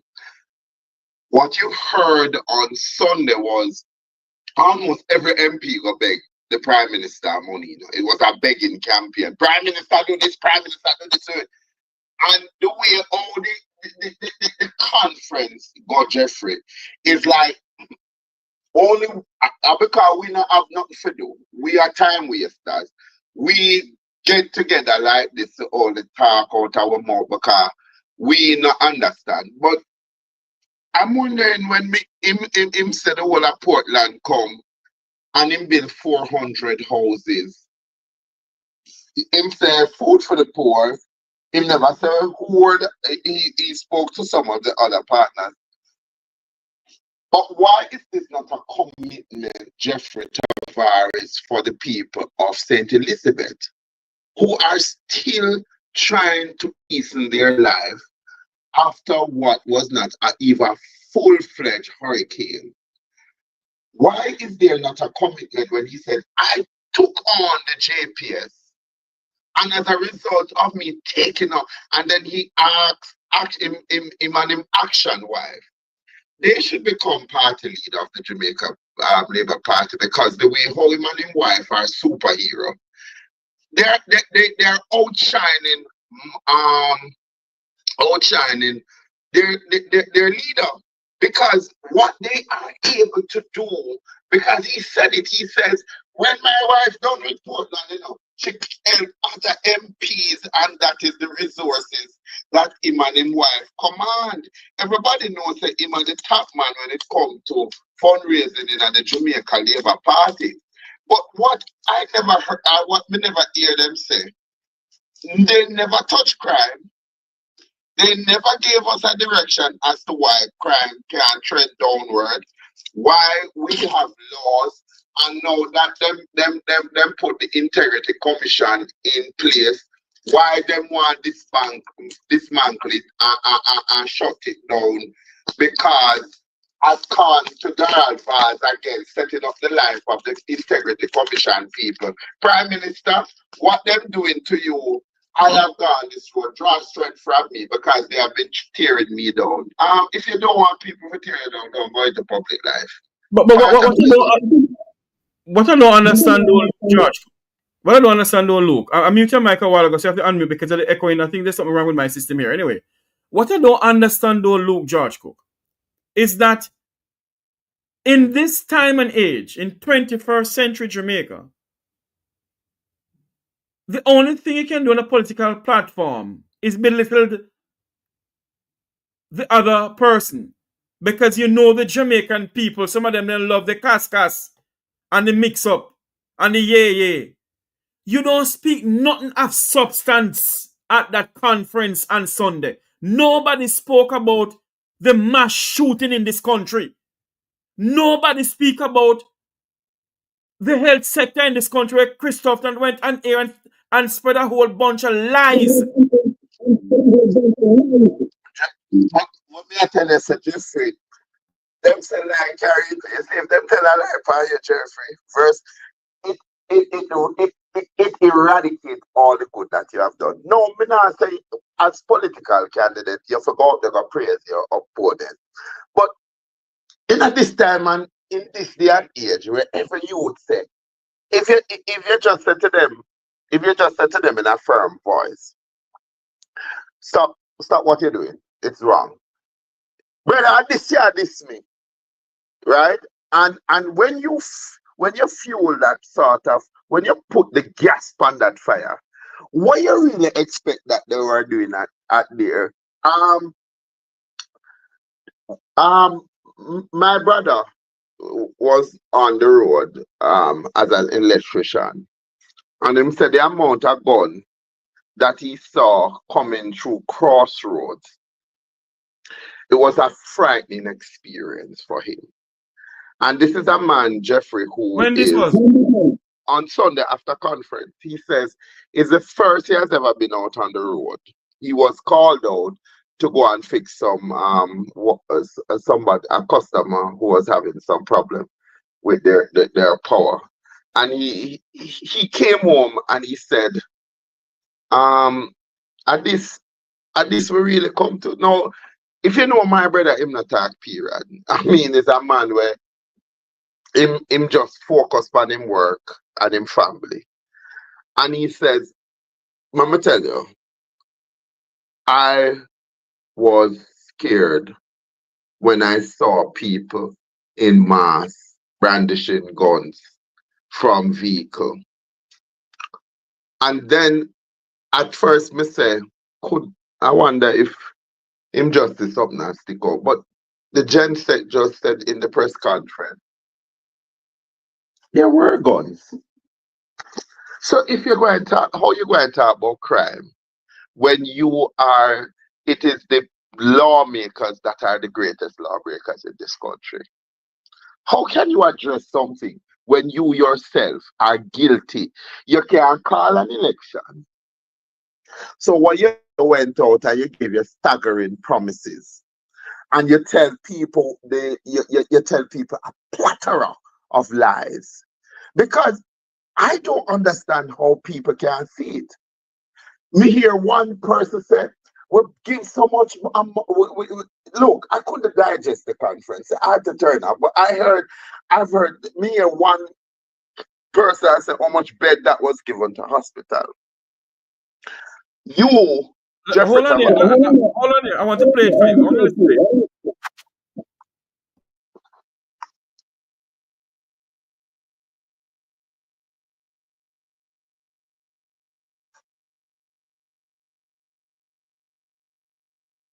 What that will mean is that we will have some 30 brand new operating theaters between all those hospitals with all new equipment. It will mean over 500 new beds for patients who are waiting and can't get a bed added to the stock of beds in the public health system. It will mean all new equipment, MRI machines, X-rays, CT scans, and a more spacious environment for the patients and staff working in public health. Yeah, when you hear that, Jeffrey, you have to take into account say these are some physical things that are being put in the health service, but it do not take care of the greater need of the patient. For instance, I am now sitting with a man who is 87-year-old who has come to ask me to help him to fill a form for his friend who died from diabetes for cremation because the man not having the money.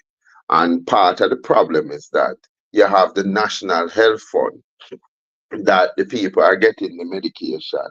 But when them get the medication, who is there to assess the patient level to be able to take medication as prescribed on a daily basis based on the other socioeconomic needs that patient exists? So you can talk about putting beds and operating theater, but let us talk about a real life situation where I was recently in the hospital, sat for almost 2 days, didn't get a bed, and I was at the university hospital. It wasn't KPH, and there was no bed. So yeah, we need more bed. But the problem is, when you send me home for go take the medication, do I have food to eat? Do I have people who come in and ensure that, you know, the different aspects of what I may be going through as an individual, that I have the support, you understand, that is necessary for me to have 100% compliance. So it's all good and fine, you know, that you're putting in beds, you're putting in machine. Those things are good. But Mr. Tufton, you have branded the ministry as the Ministry of Health and Wellness. And the wellness part of it is not being carried out in an effective way. So often, Mr. Tavares, there cannot be any compliance of the patient, because when again you look at just the basic needs, when you try to buy food in the market now, it is the price is so huge that you have to try to negotiate. And remember, is 75% of your population still poor? Although me hear the Prime Minister says there is more job. Yeah, there is more BPO job. And every week, you have a large number of young people who are going from one BPO because the conditions are there. The amount of people that I've had to help to go to the Ministry of Labor to try to get money out of these BPO sector is just the numbers speak for themselves. So these are not sustainable jobs. These are not the jobs that Keith Duncan said. We have jobs in Jamaica that pays top dollars, and we don't have the competency here to take care of it. So this, when them talk about, when Juliet talk about Mark Golden and him friend them at 34, I think at 34 million, if my memory serves me right, Lisa Annan said the head of the housing trust get. Yet still, you have a scheme that Michael Manley created for people to own a home, to own piece of the rock. So you don't have to talk down to us because we are land, we own a piece of title that say we are landholders. And the majority of hardworking Jamaicans cannot qualify for a home. And she talks about it. In the video, it was so informative that Miss Hannah put out this video. The top tier are the top tier are the housing trust make 10% of what we pay to our teachers and nurses. When you put them salary together annually, it's almost 10% of that salary put together. So Jeffrey, what is so privileged about these people that we pay them this high sum of money and then we turn around and talk about the country is going in the right direction when your people can't buy food, and when they go hospital and left hospital, them can't take medication, and they are treated in the hospital system. And not only that, we're going to show a video now wherein Jamaica has a prime minister who is a man who loves to take pictures all over the place. A mass shooting happened last night. And of course, he's on the scene this morning early. Look at this, people.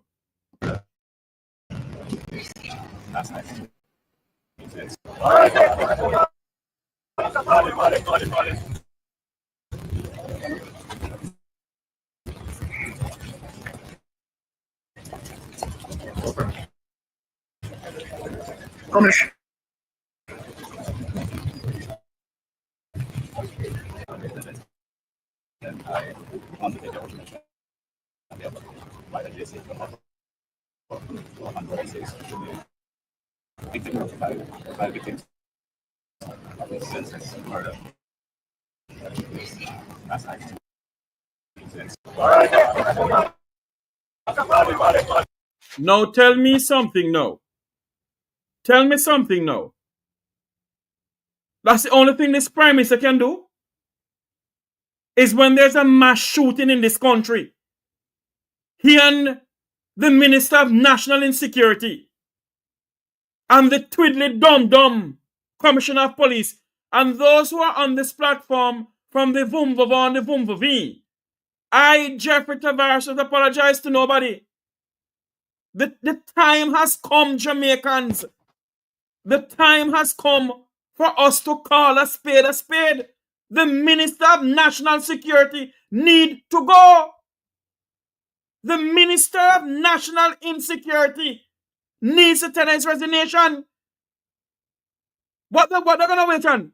When these murderers decide to go into a school and shoot up school children before they do something about what's going on in this country?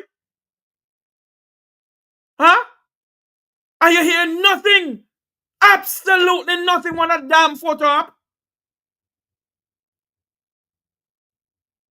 You go around, every time you're shooting, you go around, and a whole barrage of people that follow behind you too. Well, here, you see, when you not have nothing to do, you not have no job description, there is no checks and balance, proper checks and balance in place, you can't get away with this stunt.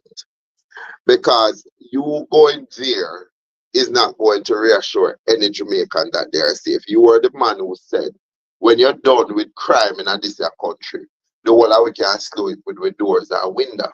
You should be so ashamed that you and Dr. Chang cannot come up with a crime plan despite you have some of the finest mind say advising Dr. Chang on how to bring crime down. Look, Jeffrey, until we the people collectively say, we don't want honor in our place, we are going to have to bury more people. Many more will have to die. Don't ask me why. Because the people constantly buy into this facade that the government, both opposition and both this present government, have the best interest, have the people's best interest at heart. I would like to say that it's not just Dr. Horace Chan. You need to send away the Minister of Health. You need to send away the Minister of Finance, because you know when I look on it, I say Jamaica said them bright. Me just agree to them. We have some bright Jamaicans.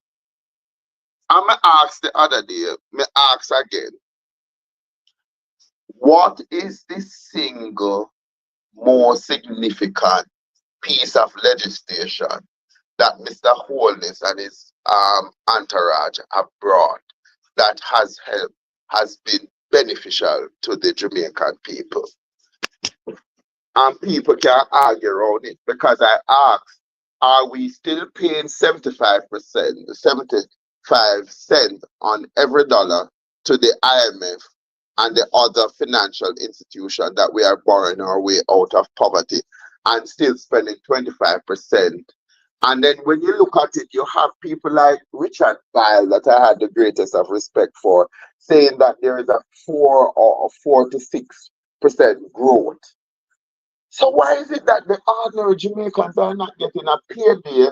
Why is it that we're still paying high prices at the gas pump, high prices at the market and the place where we purchase food from?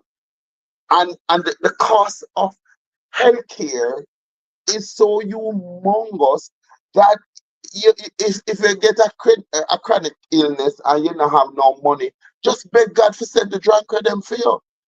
I don't understand how come we have grown so significantly.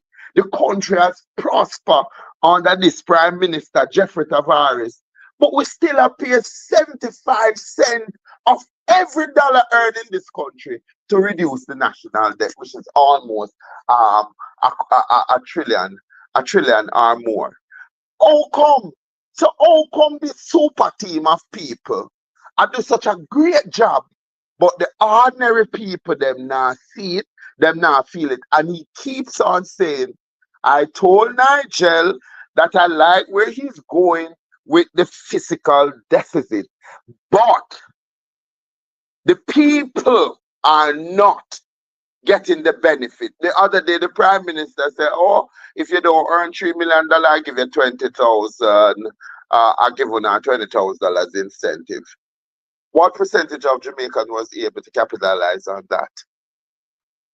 But yet still, almost every Jamaican at work. Think it true, no, brother. No, we not get the.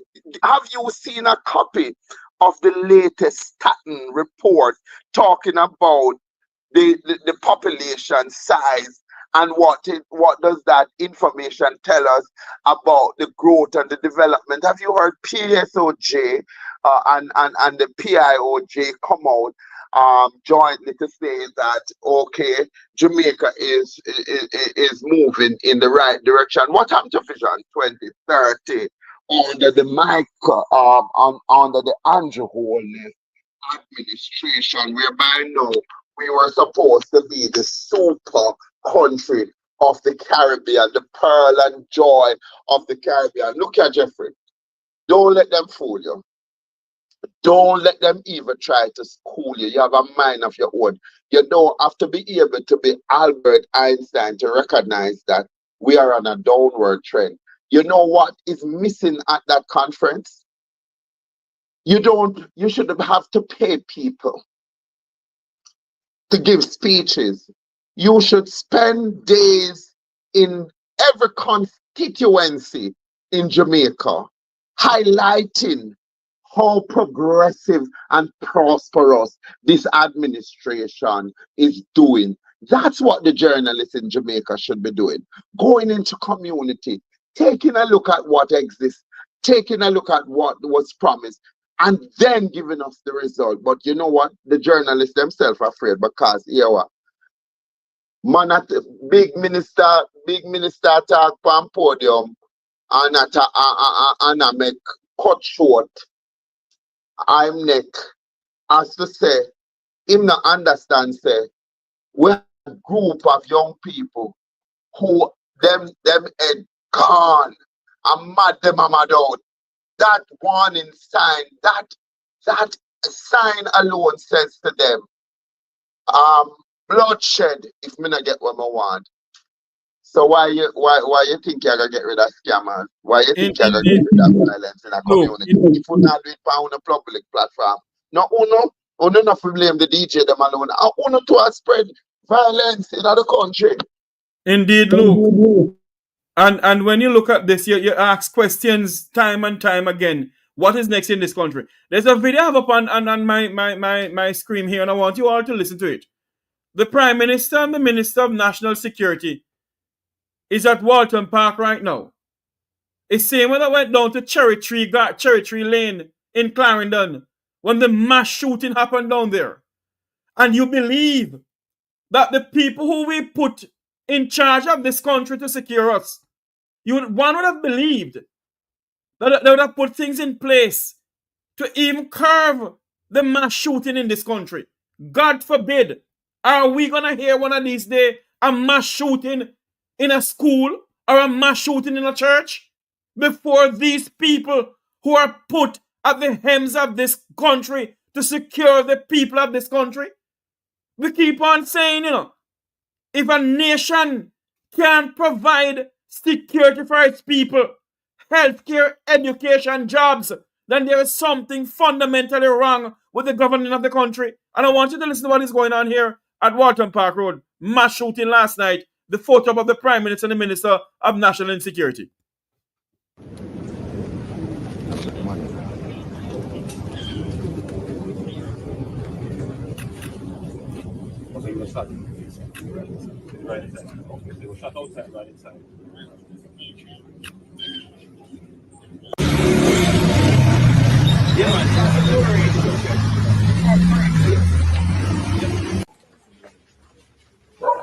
Nothing of substance. You believe that they would have a press conference this morning? Nobody in a press conference. They waited until tomorrow before they have a press conference. The Jamaican people must take to the streets. The Jamaican people must take to the streets and demand Dr. Harris Chang to resign. Demand Dr. Harris Chang to go. Watch him. Him walking with Twiddly Dum Dum, Minister of National Security, and him promising people to let's see the windows and door open, and I know they can't do it. Look at the three stooges, Curly, Larry, and Moe. Look at the three stooges we have going in this country. Curly, Larry, and Moe. The Prime Minister is Curly. Larry is the Minister of National Security. Curly, Larry, and Moe is the Twiddly Dum Dum Commissioner of Police. Curly, Larry, and Moe. Those are the people we have governing this country. Three stooges. Curly, Larry, and Moe. They have no iota. Nothing. They have no plan to secure the people of this nation. They said nothing in their conference the other day about security in this country. Curly, Larry, and Moe. Nothing at all, But again, I said, Jeffrey, if you go back to, you see, this is the thing what I say, Jeffrey. If you go back to what a man said, versus what a man do. In the inaugural speech, when Andrew took over this country, all Andrew interested in is third term. PMP get 3, and we have to get 3. I don't care. It's like saying, I don't care what will happen. I just want my third term. So if you go back to the inauguration speech, him talk about partnership for growth. And basically him said that the government role, among others, is to ensure the rule of law, create a safe and secure, fair environment for business, make market where none exists, and ensure transparency and access to information to create a more effective and supportive public sector bureaucracy. If you were to look at what he said, it's not my word, it's not Luke George, it's in an inauguration speech, and I'll share it with you afterwards. It was if you want to respect the rule of law, then you need to make sure that your tax returns are filed within the same time all public sector workers are required to give up your taxes. But you can't ask Horace Strong. You can't ask Horace Strong to be an effective leader of national security when it is alleged that he is one of the crime boss in Montego Bay. It is alleged. People, I mean, in every discussion you have with people, they tell you that, look, Horace is probably one of the most dangerous member of parliament you have anywhere in the country. Don't underestimate him. But the Jamaican people, you know what, Jeffrey, is how our self-esteem and our self-worth has been diminished, that we do not accept some things from some people. We cuss when we picnic them now perform at school and say, oh, the teacher them what lace, and then and them at the picnic dance. And we cuss when the policeman come and style we, and we say, oh, the police force now work for it. We cuss the nurses when we go to the hospital and say, go home, go on down the yard because we shouldn't in other work here. But you're talking about take to the streets. Take to the streets when Jamaicans don't believe that them deserve any better than what them are get right here now. How them are going to take to the streets? What are they going to the streets for? I mean, in a newspaper report the other day, it says 75% of the country said, people in the country said Jamaica run better under the Jamaica Labour Party. Really? Tell me what is the most significant piece of legislation that the Prime Minister of this country has put in place that has been so significant that every Jamaican benefits from it. I can give you one example. PJ Patterson is not my favorite person in the PMP. Michael Manley and Norman Manley will remain there. And Sister P comes a close third to those two. Again, people, I am not political, and I don't have to say it because I'm not trying to convince anybody. But when you look at what Norman says, the Constitution was created for his generation to give us a sense of pride and independence. Look, sorry, continue talking. I'm going to turn off talking, okay? Right. And then Michael Manley basically come in and say, all right, black people must have a seat at the table. So education was a big thing for him. He continued in his footsteps of his father to look at social welfare transformation. But PJ took government and enact the seatbelt law, mandate it, and in one day, Jamaicans who believe say, why we need to drive with a seatbelt on? Because I always wonder why it is that we are always against the things that can help to save our lives. He enact like Michael Manley had started the Labor Day project, and that was a huge success from what I understood from the time of conception to the time of implementation. PJ come back and say, "Oh, have to wear seatbelt." And on that blessed day when him said the seatbelt, you recognize that if you have leaders who have great convictions and they take, even in the face of adversity, unpopular decision, Jamaicans will conform. Because people start wearing seatbelts in Jamaica. it has become part and parcel of our everyday function now. You're going to person carry the first thing them say, put on your seatbelt, and people understand it. Not only that, them take it a step further and say, you know, if your driver as the driver and the passenger that have on the seatbelt, the driver will be charged. But the fact of the matter is that you didn't hear any direction. You didn't have you never hear a sense of direction as to how we can unite a country. You definitely had more name calling and belittling of the leader of the opposition and the supporters of the People's National Party. So is it that Andrew is Prime Minister only for Labour, right?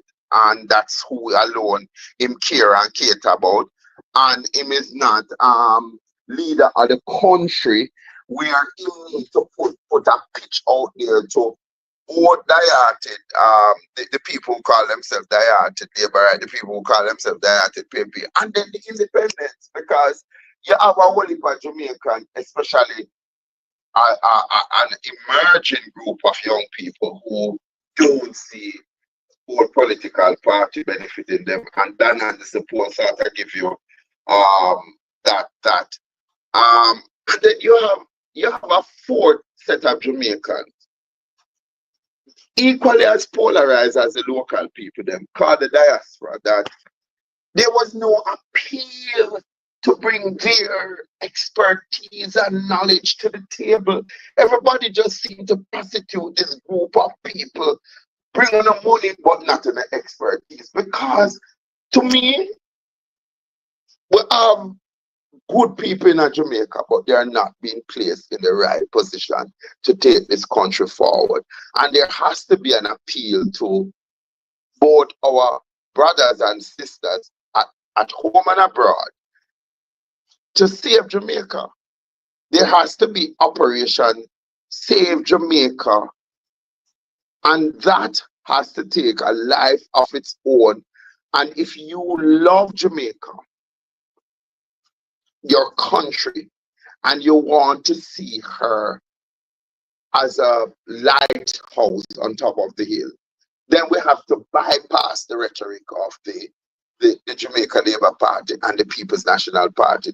The conference today, I would give the PMP a thumbs up, because there was a lot of misinformation on Sunday. The facts were skewed to show Mark Golding color more than Mark Golding message. In other words, the effort, Mark Golding should feel good right now that for somebody who the Labourites him not have a chance in the world for ever become Prime Minister. Them certainly invested in a Mark Golding. Mark Golding living at all of them head, because everything that the Labourite them come up on stage is not the team effort, it's Andrew effort.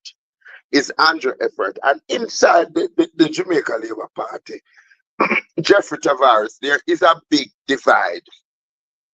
The Hardeshaw camp still feels Andrew will thief the election from him. Bobby Montague still have aspiration. So me I go see how it play out later if Bobby becomes president of the Jamaica Labour Party and Andrew Holness, who is like, you will never see Bobby Montague become head of the Jamaica Labour Party. They don't like Bobby, you know. They don't like Bobby Montague in that situation, in that organization. Luke, give us your final comment. But Jeffrey, that's what I said. There's a different fraction in the camp. But coming to last night killing now, because I made a talk about press conference. Press conference had its high point. I hope a lot of Jamaicans here. I applaud what the PMP did today. because a lot of things were skewed on Sunday and sold to the Jamaican people. That was quite divisive, and I can see how they further go and divide us. Pitch us one against each other, and them can keep on winning them unholy election. But I think that commendable that the leader of the opposition should feel good that while he did not contest Ms. Dalrymple election because she's gone to the people in Trelawney. I'm not going to take that, but if I would want to think as a transformational leader that you should be making space for that generation to come. But the killing free, every day in Jamaica, we get a full plate of killing, and then we hear the minister and the prime minister go walk. But the Jamaican people are not safe. We don't feel safe. More of us have machetes and more knives, and people are getting, more people are putting in camera. I heard on Sunday when the minister, there was an interview of the Minister of National Security. He said body cameras don't work, but it also provides you with, it gives you background as to how a situation can occur. So and everywhere else in the world, people use body camera, but our minister said no word. And It was you know why he said it doesn't work, Luke? Because the level of corruption that is involved. And they know why they don't want it to work. Unmute your mic and comment, my brother. Go ahead. This is what me I said. Because Jeffrey, in every major country, not every police and every body camera now, it provides you with information, it gives you facial recognition, you have audio. So even although him say, by the time you are go and he must say how you placed it, how come everybody else in the world are use it, but our minister say it's not useful. So them get some body camera and it now work. The fact of the matter is that you need to invest in cameras all over the corporate area and the rural parishes as well, because until you give people the sort of sense of security that the police force work, it gives you output. People, I'm sure your wife is still asking how come her mother was killed, how many years after, and there's no closure because she don't know. You can't get a police force that says, all right, from where we investigate at this. It's like no real investigator in the police force. So until you can boost public confidence by putting in measures of how you're going to get the citizens to buy into a public government plan as to how we can respond quickly to stop the bloodletting.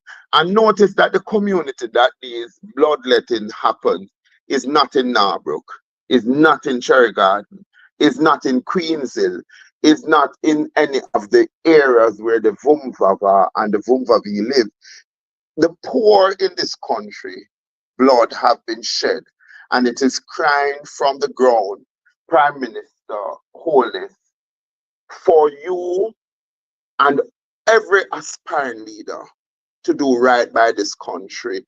Because here in the press conference, although I thought the Dayton discredit is that if you go and call out the Jamaica Labour Party on the so-called strongmen that were at conference, you have to call out your own party because they were so-called strongmen.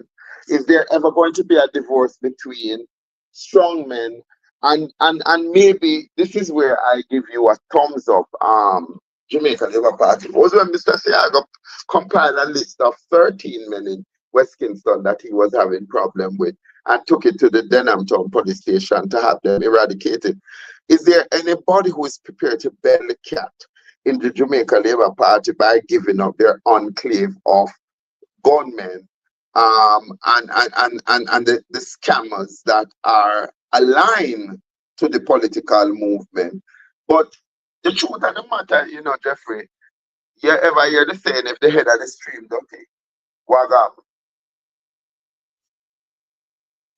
bottom Indeed, of my the friend. So, me, until the Integrity Commission can carry out them function, free from fear and fear to any party, and we start put two people from up there so in the iron bangle, and I dare to go as far as to say, until crime comes to the Vumvava and the Vumvavi, I wish I would like a peaceful society that we can live, to raise a family and go do a business. But why poor people constantly turn on each other when you look at the conference on Sunday, you can't see why. You can't go tell the Jamaican people how them are going to buy food, how they're going to get better health care, why we have such a high crime rate, why we have private companies like the JPS, where when you work it out about $500 and the water commission, when you hear say 500 people are pay water in a country of 2.4, when you reduce it with the migration, say 700 people went across the border. You probably have 1.7 still there, and only 500 people pay water bill. Come on. And then when you look at what the minister just said, Jeffrey, it's true. You know who pay more? The senior citizen. It's like my friend Miss Carter. She owed JPS a light bill of 500,000. No, this is a retired 89-year-old lady. And Jeffrey, she went to the Jamaica Public Service, and she sat with them and she worked out that this is what she'll be able to pay them monthly. But when you look at the pension, you realize that she has cut her food budget out of the pension. She get I think $21,000 for the month, and she live alone. Her children, unfortunately, have suffered from ill health, and so a lot of their pension and a lot of their saving is consumed by the high cost of medication drugs. When you look at how she has cut her budget, sometimes it brings tears to my eyes, because she's such a proud lady. She don't like handout, but she pay her water bill and she pay her light, and she don't have 10 accounts. And you talk about pensioners having now to look at the pensioners and what they're going to have to go through, like Ms. Carter and others. And this government talk about prosperity. Stop selling the Jamaican people on absolute poverty. Stop it. We deserve better than you, Michael, and your wholeness. We do. I thought this guy was going to do better. This guy is the biggest disappointment to Jamaica and the Jamaican people. And I don't care anybody who wants to say otherwise. Show me a single policy of the Andrew Michael Holness administration that advanced the wish and the desire, the collective wish and the desire of the Jamaican people. And I will take back my word. The worst prime minister, the richest, that will leave this job, and he will not be leaving anytime soon if they can buy out the next election. I hear the amount of money that was spent in both local, those by-election, collectively, Jeffrey, it could have saved or repair 7 or 8 schools. That is where the money is spent, in buying election and lying to the Jamaican people. And on top of that, saying to them that he loves them more than anybody else. Look, we as a people have to stop serving. Stop serving the creature and go serve our Creator. These people are creatures of habits. They are there to rape, murder, and kill. And the Bible says, you know, the enemy of mankind, because their function, their core function, is to kill, steal, and destroy. Take a look at the Jamaica political landscape and tell me which of those are Archangel Michael or Gabriel. Thief take over town, brother. And it is for the people of Jamaica to wake up, because we will never be given the country that we rightfully deserve if we sit aside and watch our profit. There are some good Jamaicans, but they are not placed in the right position in this country. I'm not saying that the PMP is going to bring this country together. We need a leader who can unite the country, who can unite the people of Jamaica around a single vision, and who can once again help us to see that bright light on top of the hill. And there is such a man and there's such a woman. They might not be located here. And this is why I believe that we should open the constitution reform, should say, instead of just moving things out, any Jamaican who continue to invest in this country, but live in another jurisdiction and desire to seek public office should be allowed. That's a constitution reform. That don't, because look at what you're doing. Now I get paid, and yet still you get up every day advocate for the betterment of Jamaicans, home and abroad. That's commendable. Have we ever put a dollar figure to this social commentary program that you have put on that gives us the opportunity to speak and share ideas, and will one day put those ideas to action? That is commendable. That is when you know somebody loves their country. That is somebody who can say, I'm truly patriotic. Because Jeffrey, you never have to do it. You could have gone off in the sun with your big straw and you're drinking tequila and a sail on your yacht. And sorry for telling people them say you have yacht, but you could have been doing that. And the other people on this program could have been doing that as well. But what no. Yacht have you? Hey, look, what yacht do I have? Eh?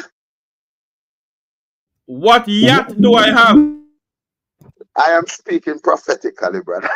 Yeah, you saw have a yacht where named President 1. Right. But Jeffrey, I depart by saying, don't give up the fight. The race is not for the swift, but for those of us who will endure. One day we who weep now will laugh. We might not be around to see it. But like Martin Luther King, I long for the day when all Jamaicans will feel that we are not just a block of voters, but we are valued and we are given self-worth just for being a part of this country and knowing the history of this country and what we had to go through. It's a sad day in Jamaica that we're getting rid of a king so that we can promote a dictator. Very sad day. Because indeed they have not taken the yoke from off our neck. They might not be physical, but these people are diabolical in their strategy to ensure that many of us remain poor. But they use us at the ballot to ensure that their ambitions are elected and that their treatment and their quality of life far surpass the people who voted for them. Thank you very much, my good friend Luke George. I want to say thanks to everyone to come on, but before I go, I have this to say right here, that Jamaica is in a crisis. And people was asking, why am I putting up this video all along? You know why I put up this video? Last week was the bloodiest in Jamaica. this year, with 44 murders recorded, the highlight for any 7-day period in 2024, according to the latest statistics from the Jamaica Constabulary Force. This morning, as of November 23rd, the update, murder total of 1,039. The previous update a week ago showed that Jamaica recorded 995 murdered as of November 16th. 44 people were murdered in this country in a 7-day period. The biggest in the history of this country. And you know why I have up this video here? It's because all this Prime Minister, 3 stooges, the Commissioner Curley, Larry and Moe, the Prime Minister, the Minister of National Security and the Commissioner of Police, 3 stooges, Curley, Larry and Moe. 3 stooges running this country. And none of them cannot come clean and tell the Jamaican people the truth of Jamaica's murder rate. This morning, he's up and down in Walton Park Road because 5 Jamaicans were gunned down in this country. And when a leader can't secure its people, when a leader cannot secure its people, something wrong. 44 people, and it's way more than that. The Gleaner report says 44 people was murdered in a 7-day period in the history of this country under this Prime Minister's watch. And he didn't see it fit to address the situation at his conference that he has. But when he go there, he promises Jamaican people a whole bunch of lies. 3 stooges, sit down, turn up there, Curly, Larry, and Moe. Curly, Larry, and Moe. 3 stooges running this country. One a Prime Minister, one a Deputy Prime Minister, Minister of National Security, and one a Commissioner of Police. Twiddly dum dum. 3 stooges running this nation. And nobody not call message if you must stop it. I want to stop it.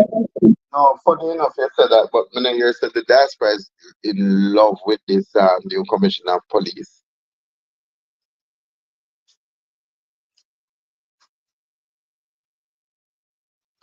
Members of the diaspora, see, look, mute your mic. Members of the Jamaican diaspora, see, all they love to do is hug up and kiss them. I take a picture of the Commissioner of Police, you know, and she be the Prime Minister and the Minister. That's all they love to do. They don't see that Jamaica is in a crisis.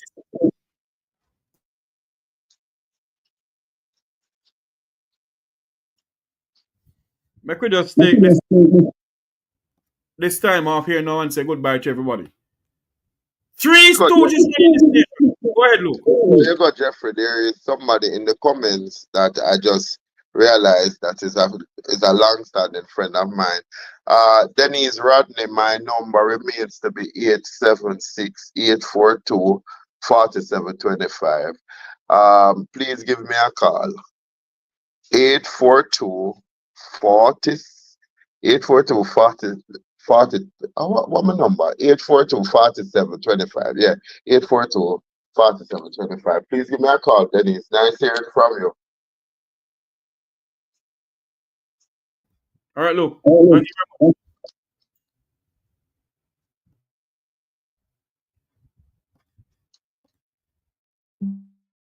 Yes, we're gonna say goodbye now because we have to go now. But I'm saying this, Jamaicans. It cannot be that every mass shooting, Jamaica's Prime Minister go up there with a Photoshop, just to take pictures. Just to take pictures. 3 stooges running this country.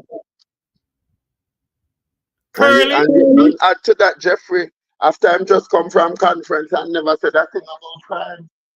Never said one earthly thing about crime. Exactly.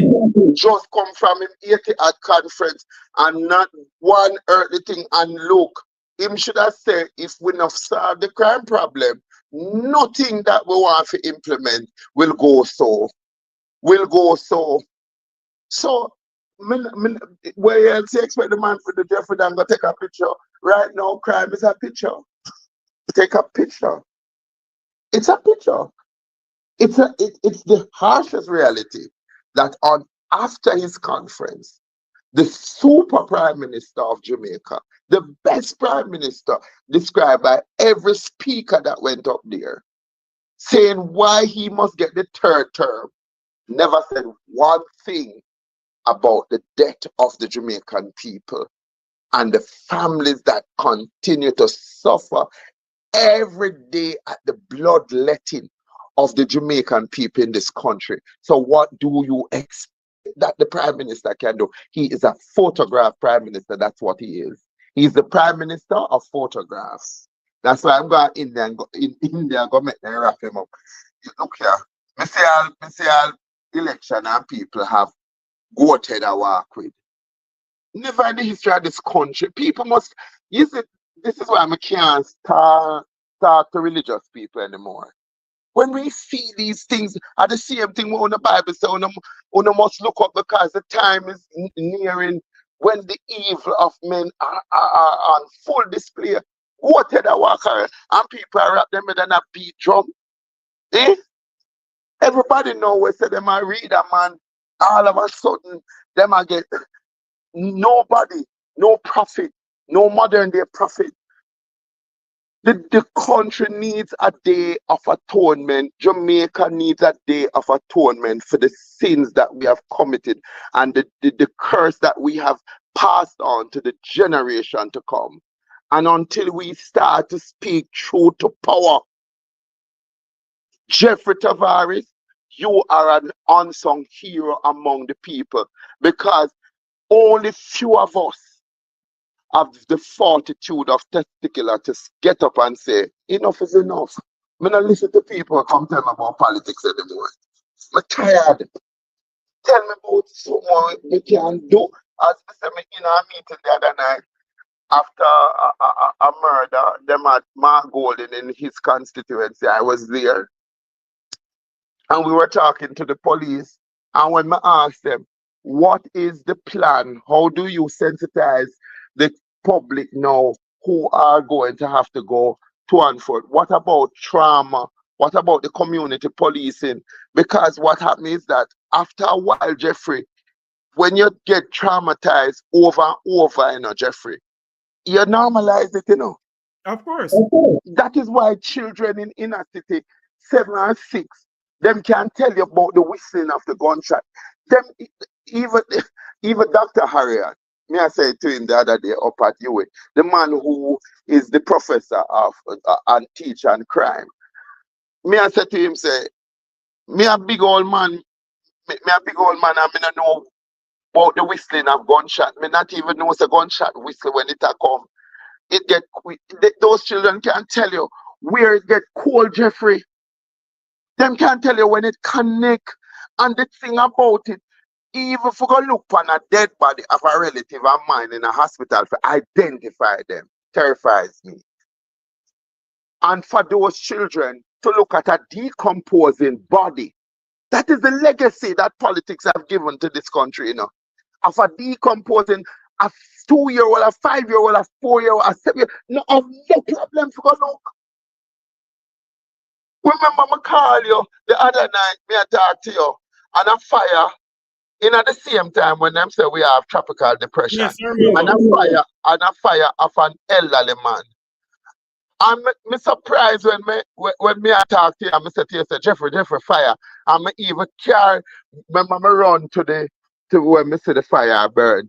And when me go there, me hear one little picture say, at the man head boss, whoa, he made boss, everybody start laugh. And I'm saying, where's the compassion?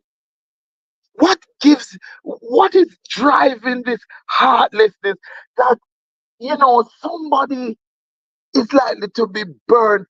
And it was so, Jeffrey, remember at the end of the conversation, I said to you, the old man burned to death.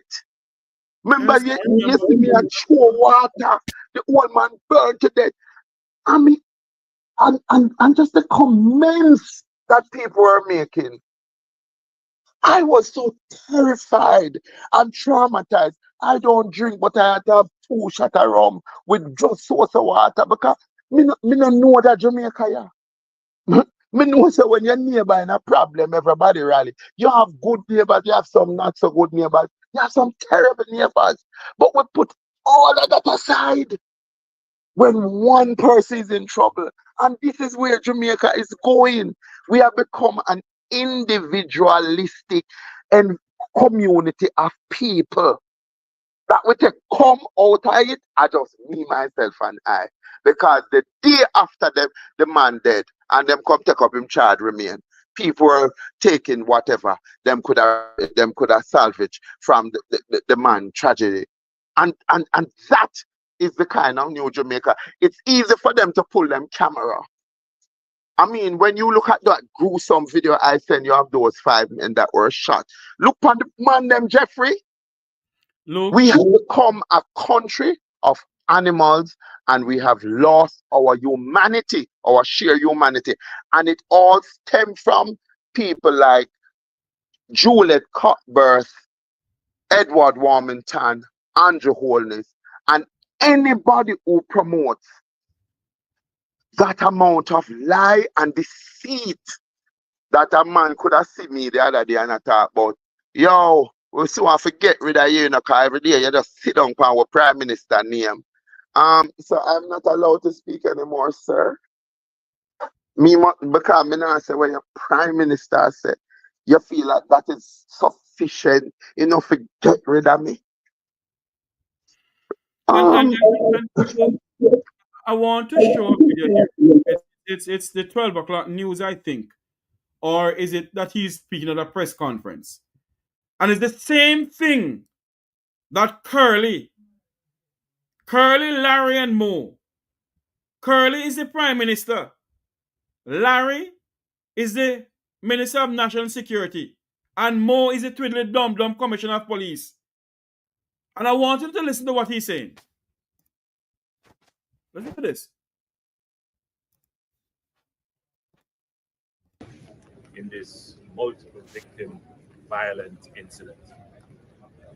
We are very disturbed by this, but I invite Jamaica and the press who are here with us to recall that a few weeks ago we had a press conference at the office of the Prime Minister to discuss what we saw as an emerging trend in violence and in particular homicides in Jamaica. This is as a result, we theorize, from our very effective approach in neutralizing, eradicating, and in many respects disbanding gangs in Jamaica. We have moved from over 300 documented gangs to now just under 180, and we continue to degrade and eradicate. So we take careful note of the change in the nature of homicides in Jamaica. And though it is not yet the majority of homicides, where the homicides are committed in what we are describing as multiple victim violent incidents, rather than the term mass murder, which we're seeing generally used, which connotes a different kind of act. We are still very much concerned. Hold on there for me. The Prime Minister is saying to us that we mustn't use the word mass murder. It is mass shooting. It is mass shooting, Prime Minister. And we will call it what it is. It is mass shooting in this country. None of you from 1962 until now hasn't done a thing to help the people of this country. You don't know how many Jamaicans who are hurting over the murder of their loved ones while we pay money to secure you people? Do you all know how many Jamaicans who are mourning this blessed day of the level of criminality in this country, where criminals have murdered their family members? And when they go to the police force, no justice in this country? And you coming to tell us that we must call it mass shooting? It is mass shooting. It is mass shooting. And you can't do a thing about it because you're clueless.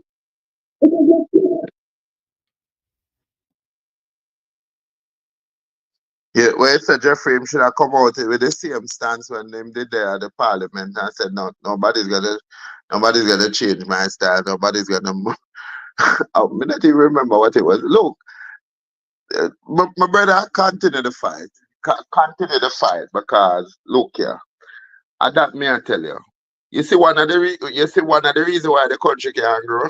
If you can't admit say you're wrong, you know, and if you can't admit say look, we need to come up with another plan. You hear the man say it's our effort and the effectiveness of our effort while Jamaican, and it's so true.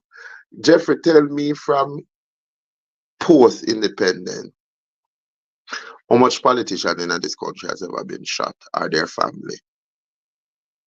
You tell me. Me only know about. Yeah, man. One PMP man, Jingle Daly, did get shot over Duane Park. And Mr. Clark, brother, get shot down. You can't tell me nobody else in this country. Bruce Golden daughter house was robbed. And in 24 hours, she got back everything. So you see, crime, where crime pays, crime stays. They don't want to change anything. It's the communities and the people in the community that I have a problem with. You must have an index of deliverables if you want to remain my representative, be it P or J. You need a coalition government in this country because we don't like voting third party. You need a coalition government. That means we're picking people who we the people feel like say them have the skill set. Because you don't want to vote a third party, you don't vote independent, you vote in, and you keep on getting, we keep on getting where we get because we keep on to put the same set of people them, Curly, Larry, and Mo. So why do we expect everybody must take us serious? Who listen to the Jamaican people? The people who that Arena Sunday, you know, don't influence or make policy. They don't influence it. But when it is being delivered to them, it is in your best interest and your children's best interest. How many people, them talk about people bad mind the Prime Minister. We wouldn't have to bad mind anybody if we could have sent our people to private school or make them get home school. We wouldn't have to bad mind. That's the Jamaica you need to create. Going to that venue and saying that to those people, can you imagine that the breadwinner of several families might have been sitting at that domino table, not realizing that was their last day, a tradition that they hold dear. And all you can say to them, Prime Minister, the Prime Minister of photograph, the photograph Prime Minister, him is the biggest PR person in party, is that we have been effective in our strategy. Stop Prime Minister lying to us because 5 to 6 men, and countless others might have been there. Some more might have died this morning, and I want to say it happened within the vicinity of Brother Blair's church. Brother Blair, let me hear your call for the prayer vigil and go and take the mic and say to the Jamaica Labour Party that was trying to use you like a pawn. Enough is enough. Enough is enough. And it is time that a righteous God brings swift justice to these Ananias and Sapphira. Me don't know how them not drop down and dead. Them suffer from liaritis. You know something? Bishop Harold Blair and all the other pastors in Jamaica won't call out the politicians of this country or the Prime Minister. Can you know why? They want the order of old jackass and the order of old donkey.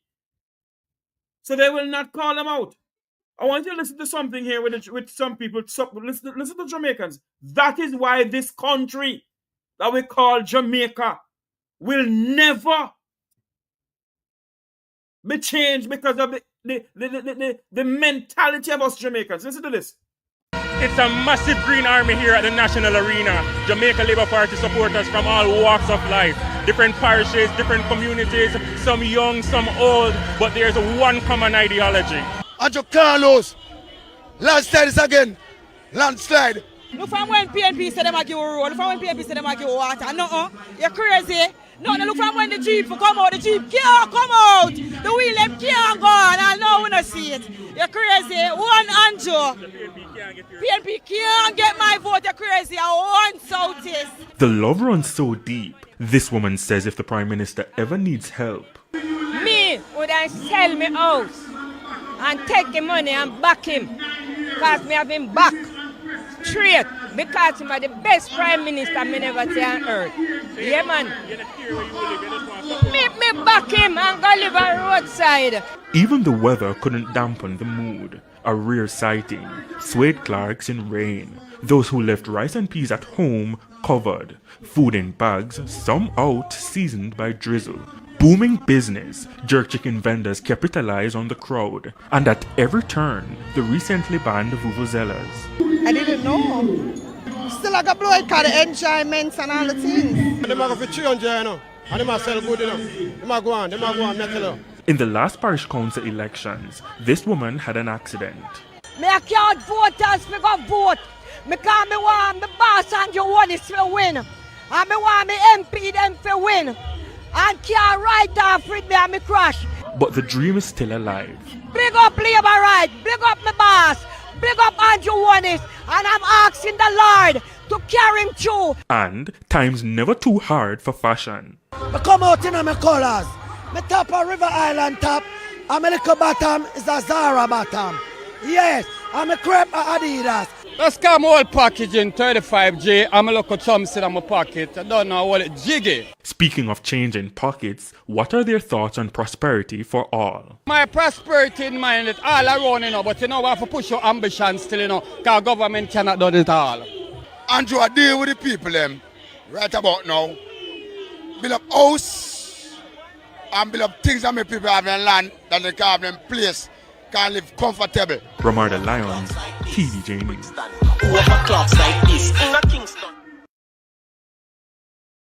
A chance if him have any house to live in, Jeffrey, behave yourself. No, it's the lady we are going to sell for our house. She would sell it and give to our poor neighbors. That is why in the book of Proverbs, the Bible said the poor neighbor hate him. No, you can't say. Poor people hate them one another. Look here.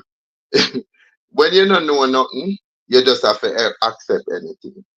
When you have people who put politics over country, no expect any better from them. I see them where the PMP them talk. I never hear them go to the point where them are gonna sell the most. I never hear that. But that one was really funny. She's gonna sell her house if the Prime Minister needs her. I wonder if she can go up in Shenstone address. Go check. Go check our Prime Minister. Maybe she will get back the house because I mean Varsville 400 house. I mean that's not what you want from a voter. That's what it's sad that is where the politics is, that we still have people who speak that way. You know Jeffrey Tavares. It's really sad. It's really sad, and it goes to show that not much have been done to lift the morale of the Jamaican people. I tell you, little for them is greater in their side than what they are. This comes from the Richmond table is better than not to have anything at all. And it's time that we raise the bar a little bit higher. But now you understand why these established party plans to go nowhere, because the people who they serve do not set the bar high enough that will hold them to account to the Jamaican people. And you can't expect any better. You don't hear those people who just on that vox pop said, what policy he has implemented that has made their life better. They are just there to repeat and regurgitate on both sides of the political fence what their MP said to them. Were them here, right? I mean, in the last local government election, you never hear the woman say, "What are we getting, man?" And he said, "Them never know him. I dead him for dead." Because you don't move away from your cult leader. You can't move away from your cult party. At the expense that these people are not talking about a collective desire to grow the country in which they live. They are supporters of their political tribes and they stay there. That's where their mind is. So I wouldn't say the country not changing, because you have a group of young people, Jeffrey, will make up 48% of the population. That now not to do with what political party, That is why you always are going to get low voter turnout. For the young people, and this is why it is important, Tavares, that you continue to do what you do, because the young people are now tuning to people like you for their information, because they recognize that you're not speaking in color. You're speaking about the collective wish and the development of a country that you love, a country that you call home no matter where you're there. Because if Jamaica go down tomorrow, the whole I want to have family will live here. That is how connected we are. We don't have property, no for we have no money in a bank here, but more so, we don't have people here that are your relatives. I mean, it was so sad that when you hear about the death of 5 men, imagine a police officer who went to the scene of the crime last night, did not know that his cousin was shot and killed. He was one of the victims. To hear the Prime Minister say, our measures are effective. There is a diet laborite on Anderson Road named Bridget Griffiths. When I met Bridget, I was working at YOU. Bridget was always championing the cause of the Jamaica Labour Party. And her son was shot and killed on the same road the other night, so much so that his 8-year-old daughter, who told him 2 weeks ago from when I spoke to Bridget, that she's going to make her father proud. She was going to pass her Wolmer's and go on to university. And she wanted to become a doctor or a nurse. Today, that family has not told that 8-year-old that her dad is not coming back. And the sad part of it is that Juliet Oldness and Andrew Oldness, with their colleagues on both sides of the fence, Mark Golden, 3 children, live in relative peace and harmonious community.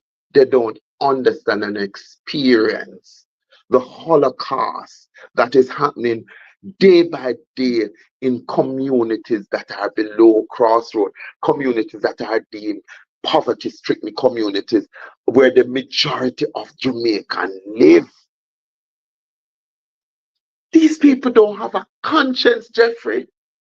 A long time them go surgically remove them conscience.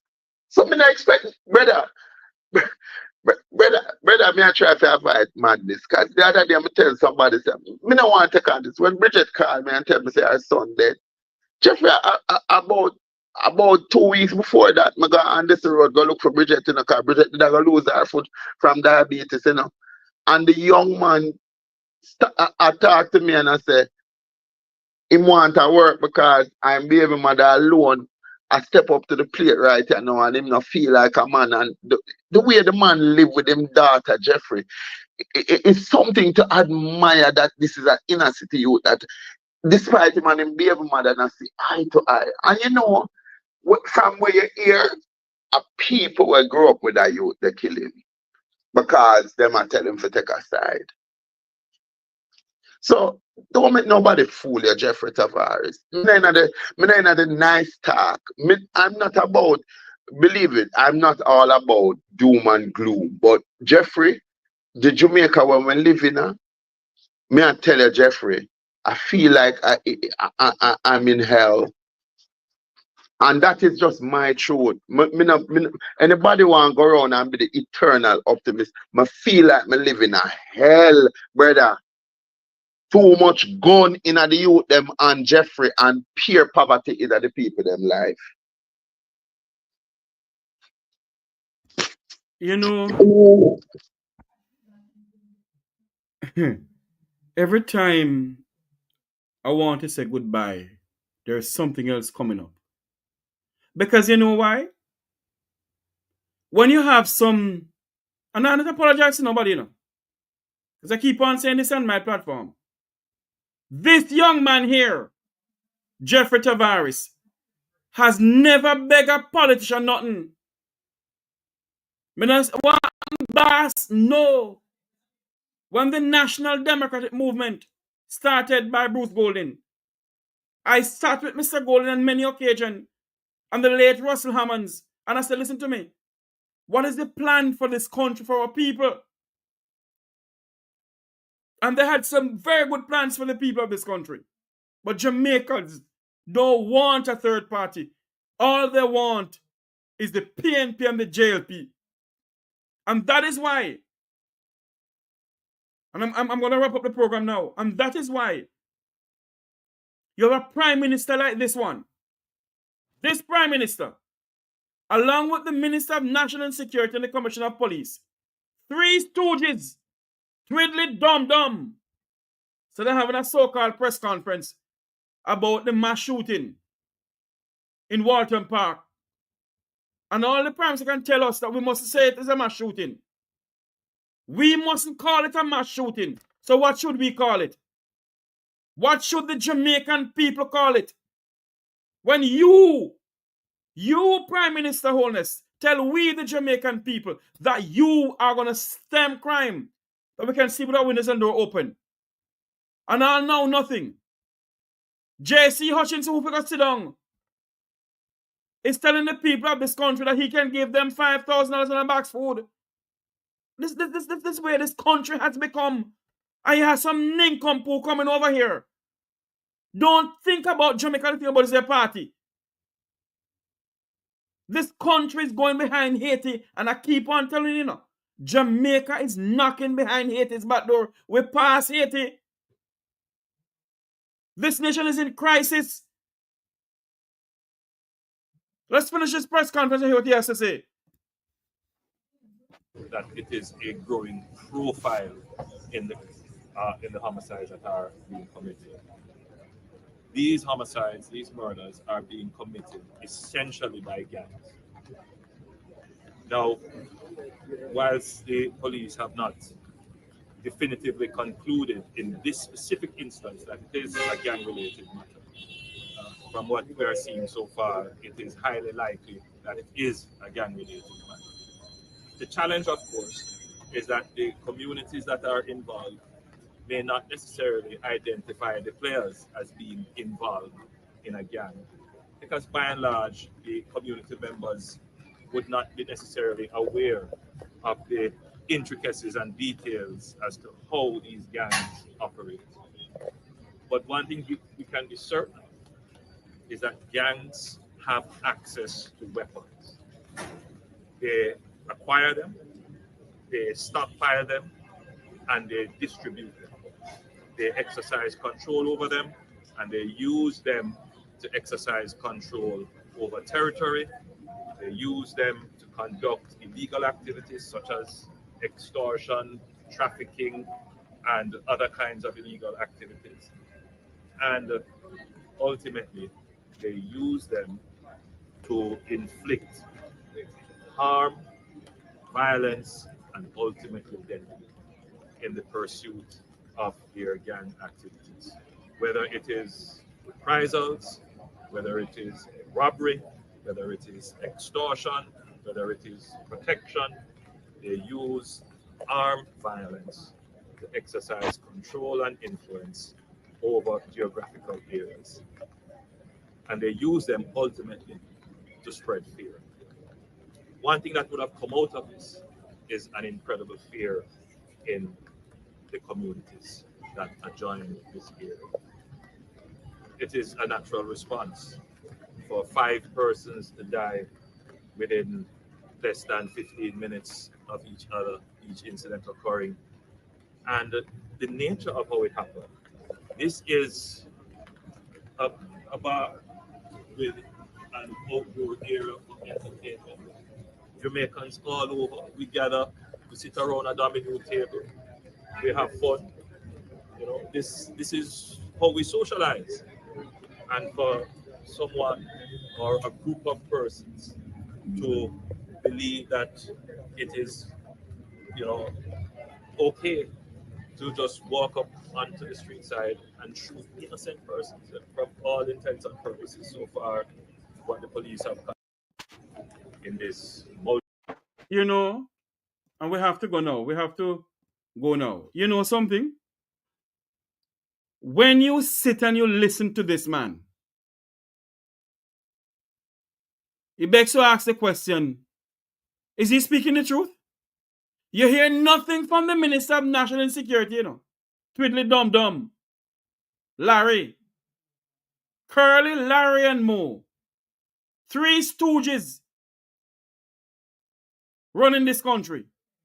3 stooges. This country is in a crisis. And the members of the Jamaican diaspora who love to take pictures, if you all do not call out what is going on in this country, then may God help Jamaica. May God help this country. All you people know to do is when they come up and kiss them up, I take picture with King George and Prince Andrew and the best Commissioner of Police and the best Minister of National Security, Colonel Larry and Mo. 3 stooges. Ladies and gentlemen, people, so I say thank you all for coming on this morning. Thank you all for being a part of this program. But Jamaica, if we, the Jamaican people, do not put Jamaica first and think about Jamaica and not about a political party, may God help us. Jamaica has 3 stooges running the country. 3 stooges, Curly, Larry, and Mo. A prime minister who is clueless in what is going on. If you should do a research, and every mass shooting you go there and speak, it's the same thing he says. And I know the twiddly dum dum Commissioner of Police can't say nothing. The Minister of National Security, who is Mo, him can't say nothing either. So everybody want the Prime Minister, all the politicians, yes sir, yes sir. Who gonna have some balls and tell this Prime Minister that you must step down because you don't know one thing you're doing? Who's gonna have some balls and tell the Minister of National Security it's time for you to go? How many more people must be murdered in this country before we get results? How many more Jamaicans, Prime Minister Holness, must be murdered under your watch? How many more must be murdered? And you're asking the Jamaican people to give you a 3rd term? Then if we give you a 3rd term, we're not on Iraq. If we give you a 3rd term, we're going to turn Iraq or Iran or Israel and Palestine, where Palestine people are being gunned down. If we give you a 3rd term, may God help us in this country.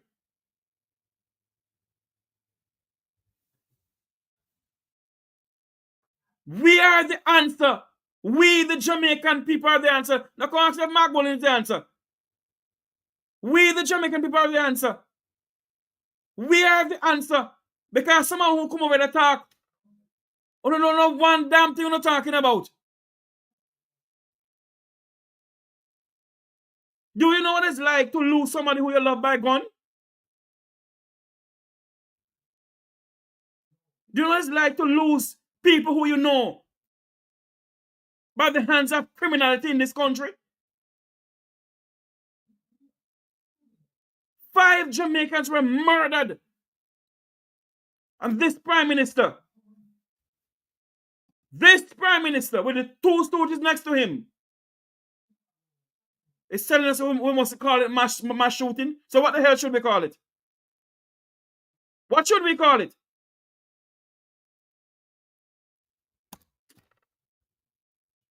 May God help us.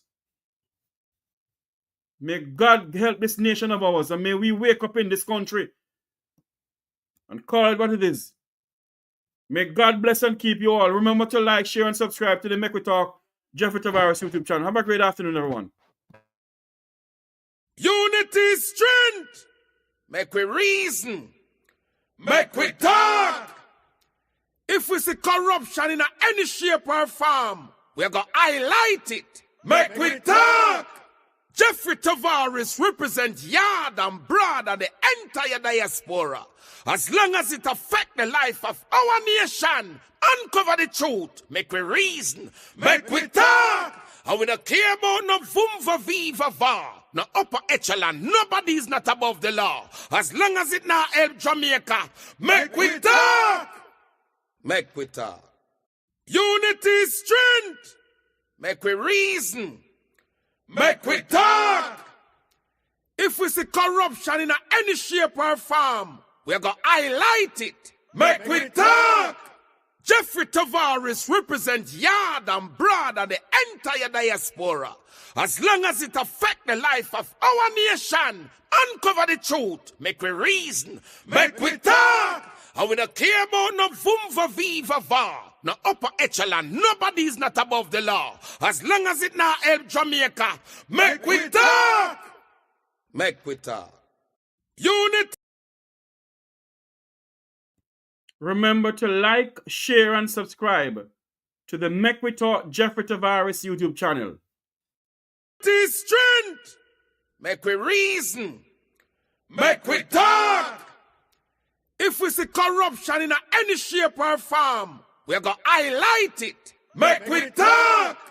Jeffrey Tavares represents yard and broad and the entire diaspora.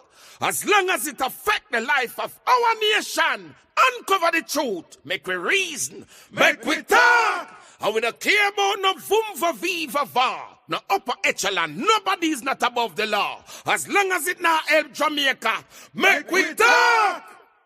Make we talk.